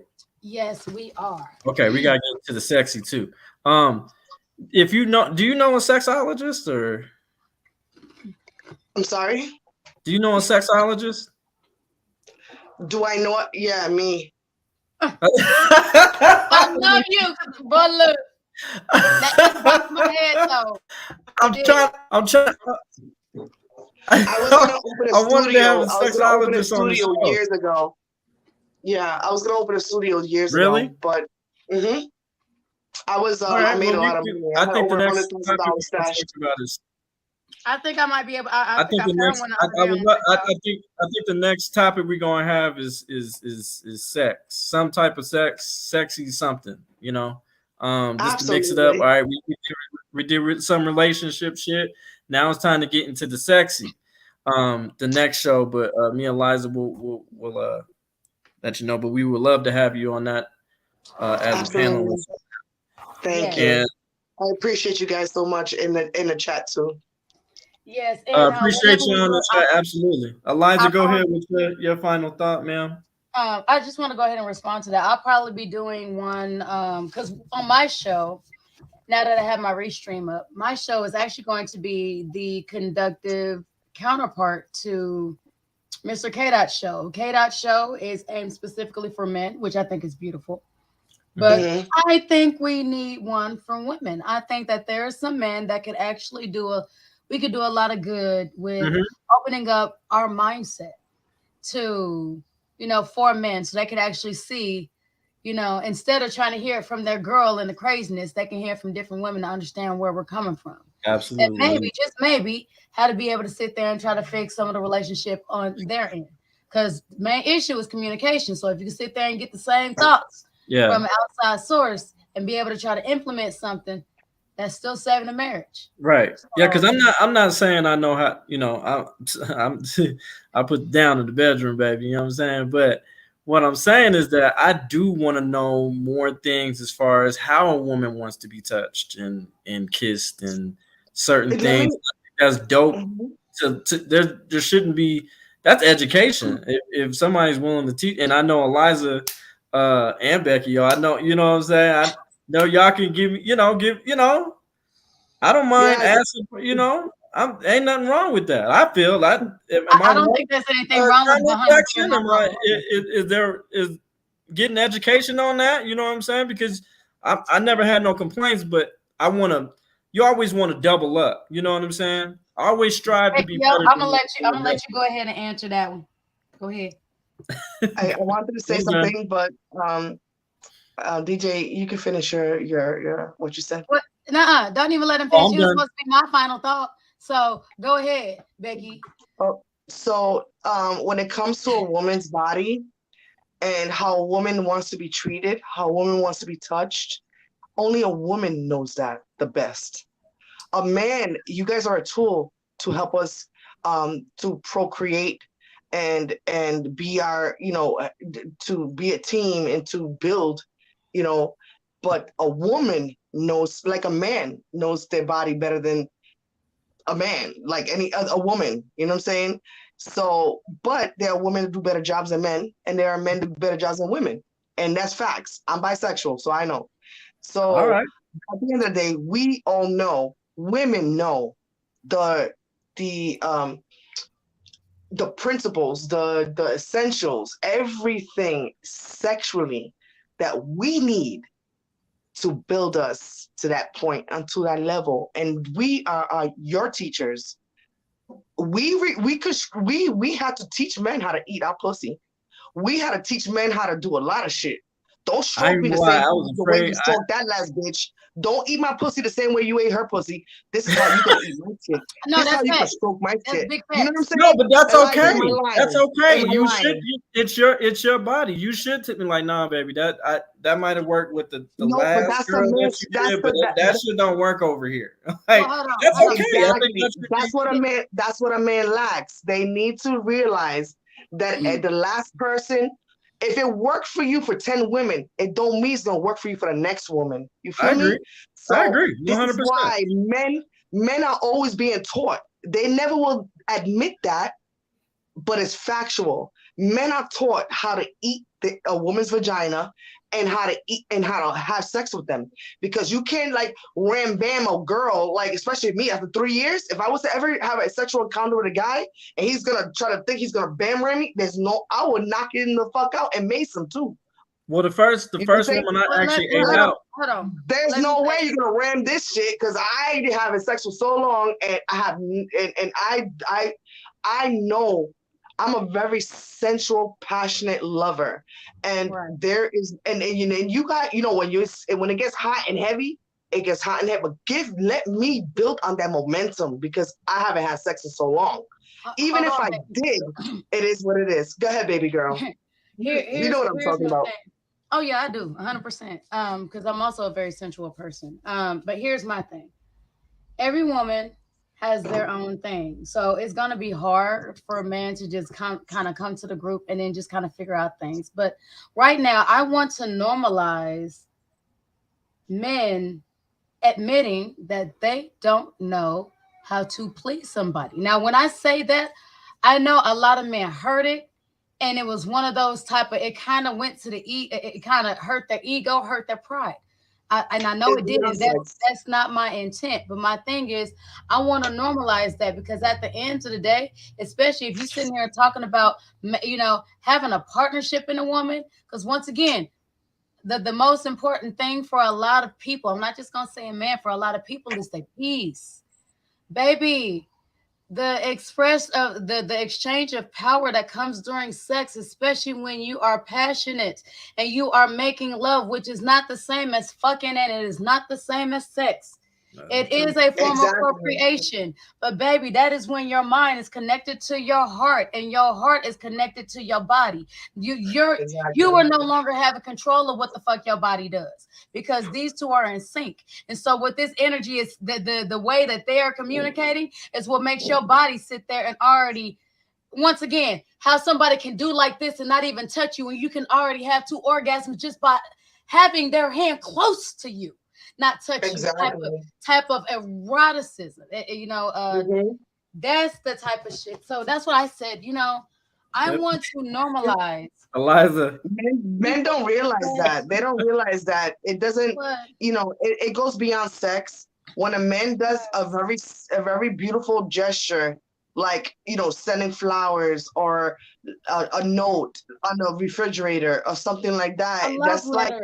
It's that, that or a little note or something that is like, whoa, that's what brings a submissive nature in a woman. That's what brings the femininity in a woman. When a man does those little cute, adorable things, and think it goes beyond sex. Yeah, courting is important. I don't know. Look, but what I will do is pay attention to a woman's love language. I think it's important. To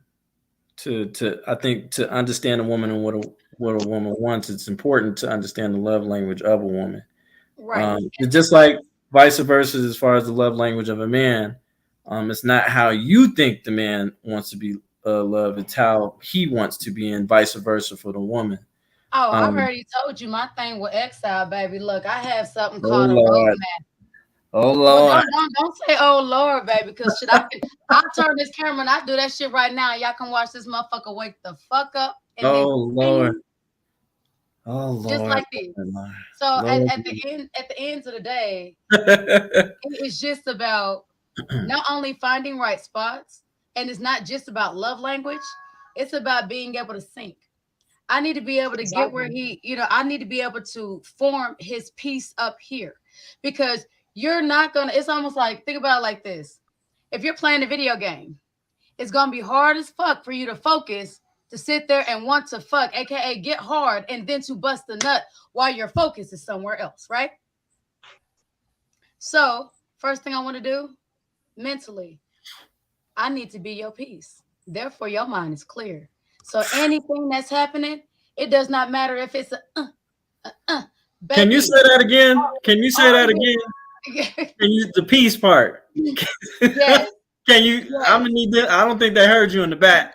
I think they heard you in the back.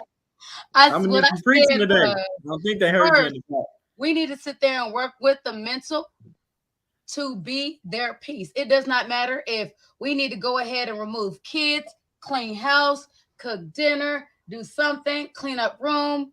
And once again, men love being showered and praised and spoiled as well, ladies. So just putting it out there. But, taking care, it don't matter. That means a rub down, foot massage, whatever the fuck it needs to be able to sit there and get their piece here. Because the only way you're going to sit there and get that shit that you want, so you can sit there and reach your face climax, whatever, your orgasm, whatever you want to call it. For some people who are grown enough to have those kind of words come out their mouth, baby, you're not going to get it here while he has chaos and bullshit going on, because he can't focus. If he can't focus, guess what? Whenever he does give it, especially if he's inside you, then where you think it's going to go? It's going to go to you. Let me ask this. At the very beginning. Yep. Right. Reach the man's mind first. Yep. And you're absolutely right. Let me go ahead and say this. And matter of fact, K-Dot, let me ask you this. Uh-oh. Have you ever sat there and been in a real good mood and you sitting here doing all this stuff for your girl, your partner? You ain't got to go into details about who it is, but and then as soon as you sit there and you able to sit there and get that, as soon as y'all able to sit there and have sex, I don't know whether y'all go to sleep, go take a shower, I don't know. Okay. But afterwards, have you ever gotten to a point where you had a headache all of a sudden and you don't know how the fuck you got it? And you be sitting here like, yeah.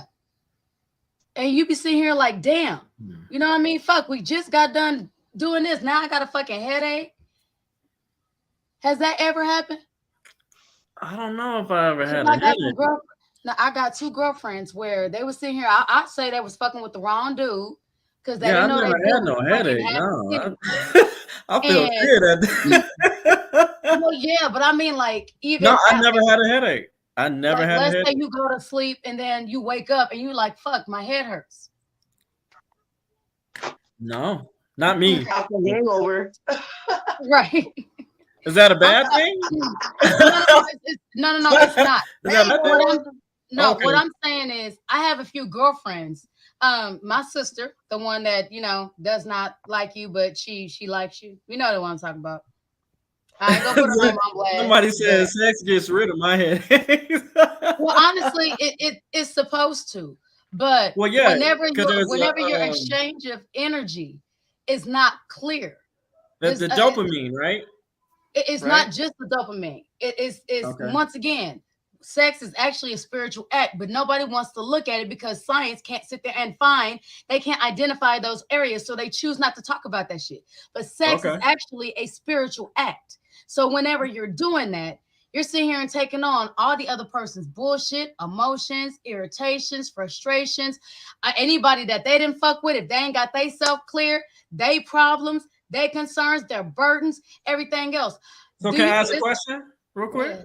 Yes. Yes. So all right. So what if I have a girl I don't really give two shits about? We just gotta, you know, Mhm. a situation. We fucking Mhm. and wham bam. Thank you, ma'am. I'm out. You out too. So is that still like a spiritual thing too? Yes. Or no? Yes, it is.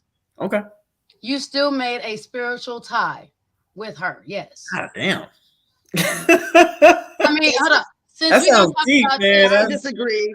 I disagree. That's okay. You can disagree. I mean, I literally was sitting here and breaking ties from people that literally were having one night stands and did not realize that whenever they're at the store and they're like, oh shit, and they don't know where the fuck that shit came from, they were still connected to this motherfucker over there, and some fucked up shit happened to that person, and they're like, man, fuck him, I don't even give a fuck.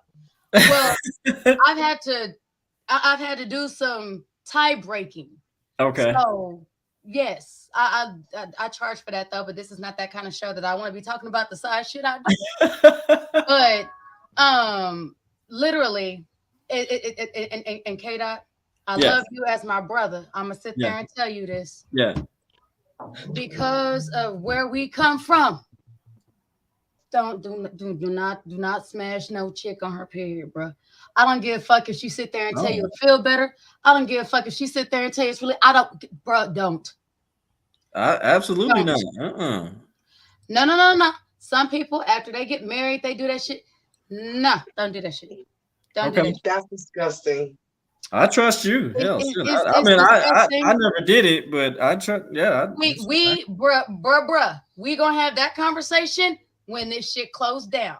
There's a whole reason I sit there and tell you from where we come from. Don't do that shit. I think Yeah. I'm starting to get where you coming from. Yep. Once again, spiritual exchange is not just fluids. There's a whole lot of shit going on, and a lot of people. Boy, look. Anywho, yeah. So we are ending the show. yeah, 'cause I didn't already. Y'all didn't sit there and spoke Oh, I my forgot. mouth. Road Dog, what is your final thoughts? And then we'll end out the show. If my internet will hold up. My biggest thing on it is find the perfect person for you. It doesn't matter whether she's feminine, masculine, whatever. Mhm. Whatever's the perfect person for you. That's what you have to find. Dogs, yeah. I love So it's one of those things where if you're one of these guys that you need her to be part-time masculine, then go find that type of person. You have to find the perfect person for you.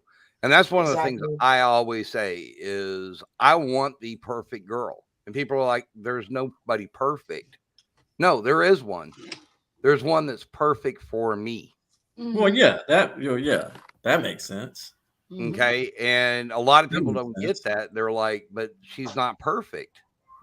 Well, yeah, she is. She's perfect for me. In our situation. Yeah. And it could be my perfect may not be K-Dot's perfect, may not be Eliza's perfect, May not be I don't know. I Becky like O's chicks perfect. too. No, So it might just it be- definitely ain't art. No, you're right about that. Yeah, so it's one of those things where we may not have the same perfect. Right. And that's what everybody needs to realize is they need to figure out what their perfect is. Mm-hmm. So, I okay, agree. thank you for your final thought. And my final thought, yes, I know, RS Cole. Hey, I started saying, Mark, I agree with you. I knew I was gonna get shit from that. I'm sorry, Mark. I don't. You gotta blame Eliza for that one. I ain't got no. I ain't got no. She's having she's having family time. Like one of her sisters is having a baby, so she's having. Okay. Yeah, I ain't got nothing to do with that, Mark. Look, you starting shit already, Eliza. I'm sure nothing. Because I'm gonna tell you right now, Mark, you absolutely right. I get first dibs, my guy. You gonna have to sit back. I'll let you watch if she's okay with it. I'm sure she's thinking about you too, Mark. Just the way she say your name, Mark. That's how she say it. How you doing, Mark? Hey, Mark. You know, she stretches out that syllable. Anyway, regardless. All right, my final thought is we had the conversation. Regardless, we agreed with it. We agreed with it. We had the conversation. I gotta announce the rest of our panelists here. Becky O, as far as being our special guest, she was the special guest. Becky O! The show was really dedicated. I love you. Dedicated to her. And we got Road Dog, Eliza Havoc. Both of my sisters, Caitlin and Chantel, old school. We'll bring him back. He just need, he old, so he did. That's what they keep telling us. He probably had to go take some pills or something, go night. But I'm fucking with him. He knows I love him. And Eliza love you too. Who else did we have on the show? We had Mexican long hair. Mm-hmm. Is that everybody? Did I get everybody? I believe so. Okay, I think I got everybody. So again, we just had the conversation, ladies and gentlemen. My final thought is that fellas, you know what I'm saying? And I'm talking about me as well. Look, no, I'm sorry, not fellas, ladies. We appreciate you. We love you. You know what I'm saying? We just want you to be nice. That's it. We just want you to be nice, baby. You know what I'm saying? Stop. We just be nice, baby. You know what I'm saying? You know, we just nice. We just wanna lay our head on your bosom. That's it. You know what I'm saying? Rub that good old good head rub. Ooh, man, you know. That's it, baby. That's all we want. Last time I did that shit, I got a sugar daddy. I don't know because it was hard to let it go. I don't know. We just, me personally, and I'm talking about there's some men that are not affectionate. I'm affectionate. I don't give a fuck. I love being affectionate to my woman. I love the kisses and the hugs, and I love all that shit. You know what I'm saying? But there's some men that don't want to be touched. Whatever, that's on y'all. I can't speak for y'all. I don't live that life. But I want my woman. What? You was on Netflix and you didn't want to be touched. Stop playing. I'm just saying. Look, I said sugar daddy. I meant Splendid Daddy because there wasn't no sugar, but shit, all he ever wanted to do was sit there and just put his head right here. And my titties are small, so I'm like, he had to put the whole thing on my chest and shit. Ugh. Yeah, you know, my head might be a little heavy. That's all right though. You know what I'm saying? You know, it's all right. Just I could lift my head up a couple of times. So you're like, okay, all right, now you can put it back. No, I'm just playing. But anyway, y'all, again, have the conversation. The topic was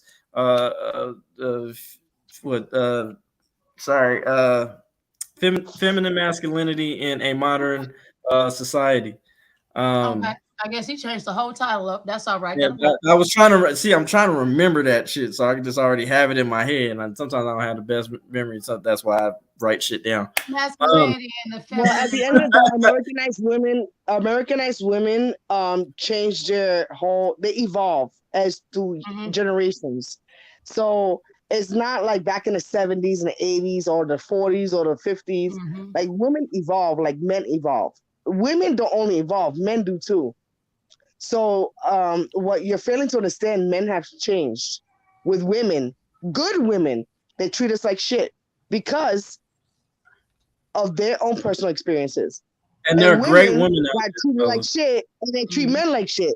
But at the end of the day, when you have a balanced-minded woman, she will know her rights. She will know where she can go, left or right, or in the middle. You know what I'm saying? And one thing I can say about my ex, I never had to ask her. She came over my place. I never had to ask her to clean. She did that shit because she already knew what I expected. As far as she was competing. You know what I'm saying? I didn't have to ask her to cook. She just did. That's because she wanted to. You know what I'm saying? That's because she wanted to. But then again, I did my part too to make sure that she was protected and made sure she was provided for, either spiritually, financially, anything like that. You know what I'm saying? She needed gas money for her car. I got it. You know, if I want to know what you did spiritually. Are you talking about your marriage ex, or your ex-girlfriend, the one that you was? No, not my marriage ex. I'm talking about ex. I want to know what you did for her sexy and spiritually. And can I have her number? I mean, I'm just saying. Hold on, Liza. She's sexy? Oh boy, she bad, bro. She's big girl look. Yes. What? Yo, put me up on that shit. Bro, he over here being selfish, not. I mean, I'm not saying pass her around or no, because that's disrespectful. But I mean, her number, please. Nah, she was. So I don't know. She got herself a little fan club. I ain't gonna lie. She got. I'm gonna be the treasurer. I'll get with all the money. I'll be the judge of shit. The thing is, with my ex, she knew she was fine, and sometimes she played that card, and she knew she had that pretty privilege, princess complex, and that's the shit I don't play. I don't play that shit. And she's used to men falling all over her. I'm not that nigga. I'm sorry. If you don't, I'm not gonna kiss your ass. That's one thing I'm not gonna do, because I love myself too much to do that. Did you at least do it during sex? Oh, you said what? What about that? I said, did you at least do it during sex? Oh my God. Shit, I put it down. We both put it in. Whoa. Yeah, Lord. That's not what I asked you, but okay.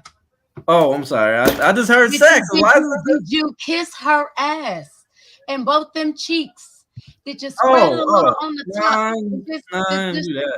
The tip right before? No, did you kiss and lick it? I mean, like, and smack her ass cheeks on your face. Rub. I didn't do all that. These two thumbs. Damn, yeah, you gotta learn. I mean, I ate. You know what I'm saying? I definitely ate the. That's not what I'm asking. My tongue game crazy. Okay. Hold on. Look, I'm just saying her butt cheeks are right here. Okay, look, there's a certain spot. I'm not gonna sit there. Well, I guess I can show right here. This spot right there, right before the crack of the ass. Well, it's not really the crack, but right before that arch comes. Sit there and rub that shit down and sit there and just kiss at the top. I mean, we're talking about relationships. I did do that when I was getting and then that's what I'm sitting there talking about. Did you kiss her ass? Did you lick? I mean, I'm just shit inquiring. I want to know because if you didn't, gonna cuss me out. No, it's facts. Like I'm a fucking sex demon, so I already know. Yeah, I believe in the whole massaging thing. Especially I was a porn star, so I already know. Especially when I'm doing it from the back. You know what I'm saying? I like to give her that massage right there. You know what I'm saying? To caress that, and just let me stop. It's getting hot in here. It's getting hot in here. Look, I mean, and it's cold in my bed. Okay. Well, look, you better get a heating pad and make that shit do what it do. But hey, ain't nobody told me I got options. You did? You understand me? Don't you know what? Get your options. But here's the thing. I might have options, but I'm disciplined. So okay, that's all. I'm gonna leave it like that. I got options, but I'm disciplined. I ain't go over here just smacking them down and knocking them. No. K-Dot, if you was ever in a bedroom with me, you ain't gonna have no discipline at all. Possibly that's it.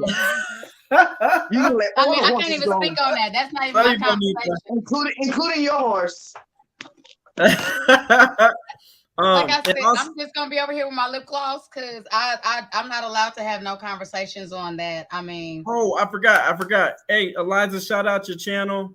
And Can somebody put it in the and private chat so I Becky can on subscribe YouTube. to her channel? okay, yeah, here I'll go ahead and put it in the private So go. Also, if you love what we do, and I forgot to put the banner up there. Here we go. All right. If you love what we do and you love the conversation, please like, share, and subscribe. Also, if you want to support the channel, I'd rather you do it to my cash instead of on YouTube because they take 30% of your shit. Man. Just saying. You also have to mention that but anybody anyway. that were I'm sorry. Go ahead, Becky. No, you go ahead, Becky. Anyone that has ever been through any situation where like a crisis with rape or anything like that, mental illness or anything like that, we need to put that up here because a lot of women that are the way we are have experienced a lot of shit in their lives, like in their childhoods, adolescents, or even adults. And I just want to go ahead and also put out there, initially, I have 2 channels. I have one that is called The Sacred Place. And in that, that is more in tune to those who are open to self-healing. I understand that K-Dot stated that he is not, and that's absolutely fine. I am.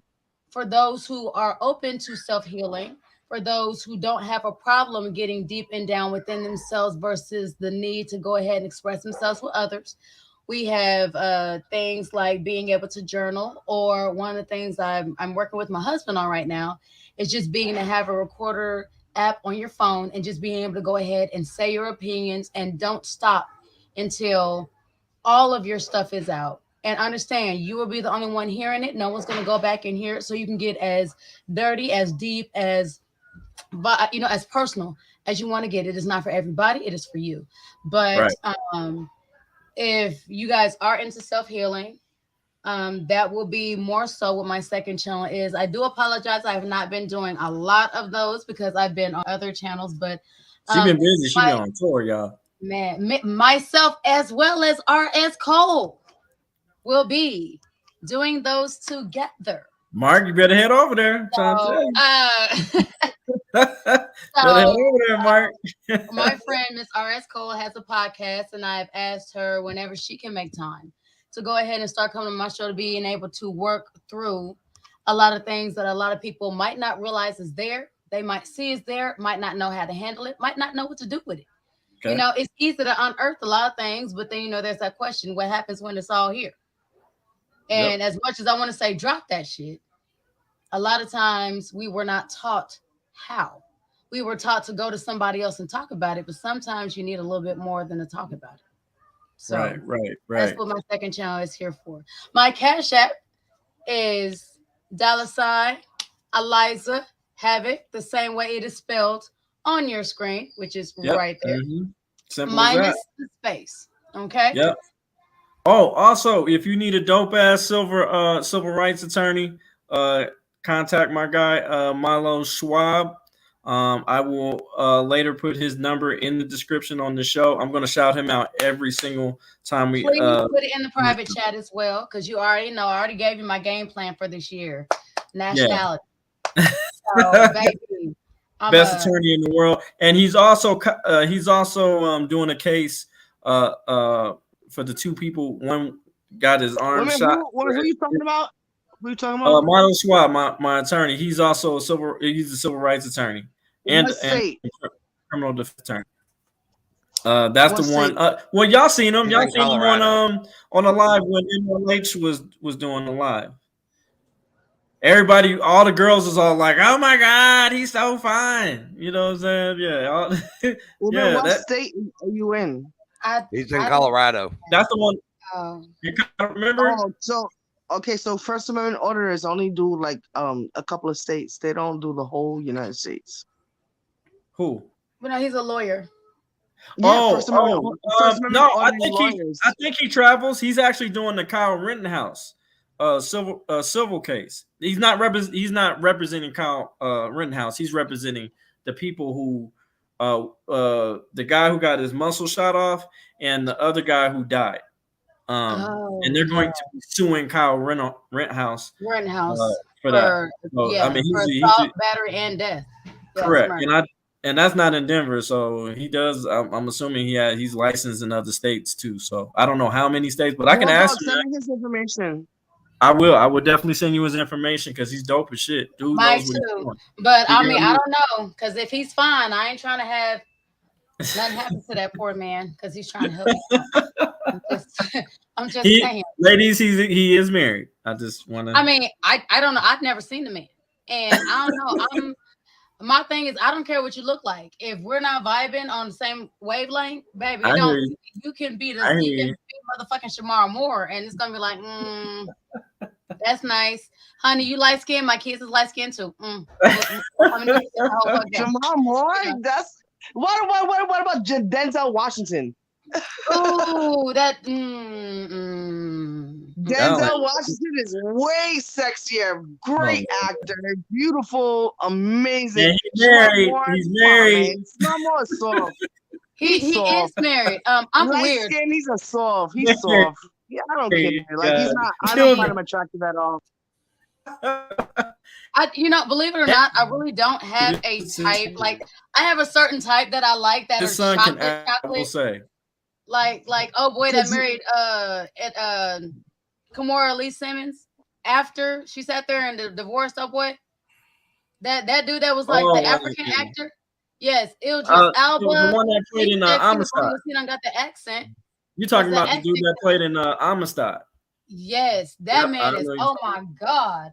Oh, that man is so black. I don't be watching movies, so I don't know. But I know Denzel Washington is sexy as hell. Shit, stop playing. And you know what, boo? See, that's why we can be best friends because you can have. Sexy. That's why we can be best friends. He's married, but I'll do threesomes with him fucking 10 times a day. What's up? Hold on, Becky. That's why we can be best friends. Because honey, Denzel, that's all you, boo. I'm over here with Count Blackula. I'm gonna need all that chocolate. I'm gonna need that man that's so damn dark. I see the fucking cosmos in his arms, baby. That's the shit I need. I'm seeing universes and shit. That's what the fuck. We were supposed to end the show a long time ago. My bad. I'm sorry. Jesus. Yeah. I don't have a type. I like them all. You know, as long as we're on the same wave page, we good. I mean, my husband white as fuck. That man is black as shit. Hold on, Eliza. Shamar got to take a backseat to Denzel. Oh, that's okay. Period. I'm pretty sure. Look, Shamar is a Leo. He an arrogant motherfucker. Denzel's richer, and he's finer. And he's married. He made movies, a lot of fucking blockbuster movies. He's a way richer man and very sexy, well-spoken, intelligent, gorgeous. He's just beautiful. And you know what? That's wonderful because honestly, when it comes Shamar to is just a commercial. He's commercialized. When it comes to either one of them, I'm like, light skin. I mean, he's gorgeous. He's cute. But I y'all see what I deal with. Y'all see what I deal with, right? Denzel's a man. What? I think Shamar Moore is a little too light skinned for me. I don't like light skinned guys. I mean, I like them as a friend or person. Like I'm not prejudiced or racist, but all right, Eliza, you gonna end the show out. Eliza, you end the show out. End the show out, Eliza. Okay. Yeah, Eliza. Right. Yeah, baby. Gorgeous girl. Final thought. Do your thing. I feel like Jerry Springer, but we about to go ahead and do the damn thing. Random thought. Do we actually understand that the only reason Jerry Springer actually had that show is because he was running for mayor and was dumb enough to sit there and pay a prostitute with a personal check? Well, he's a multi-billionaire, so who cares? He will. So, with that being said, thank everybody for coming out. Thank all for coming out. Thank all for viewing. Thank all for watching. Hopefully, even though the chaos of our conversation has been able to go enlighten some of the conversation that you might be ready to have or that you're not ready to have. For those who honestly want to know, whenever it comes to the next relationship, if you are not already in one, find one who is one, willing to work with you. If you need to heal, own that shit, do your healing, be proud of yourself. It's not going to be easy, but it's going to be worth it. We all promise you. Secondly, go ahead and get somebody that if they are not healed themselves, that they are willing to heal with you. Remember, at the end of the day, you're in a relationship. It's all about your foundation. If your foundation is not strong, it does not matter how much information we can give you. It is doomed to not last. Okay. Foundation and structure. Yes, both, because they're one and the same. Hold on a second. Exactly. So on that particular I'm sorry, go ahead, Eliza. Hold on. Number 3, I'm gonna sit there and say this. I want everybody to go ahead and be happy. Stay horny, y'all, but also stay happy, stay logical. At the end of the day, we're all adults. You know, we shouldn't be afraid to have a conversation. If you still feel weird saying big words like vagina, penis, conversation, then that's the government.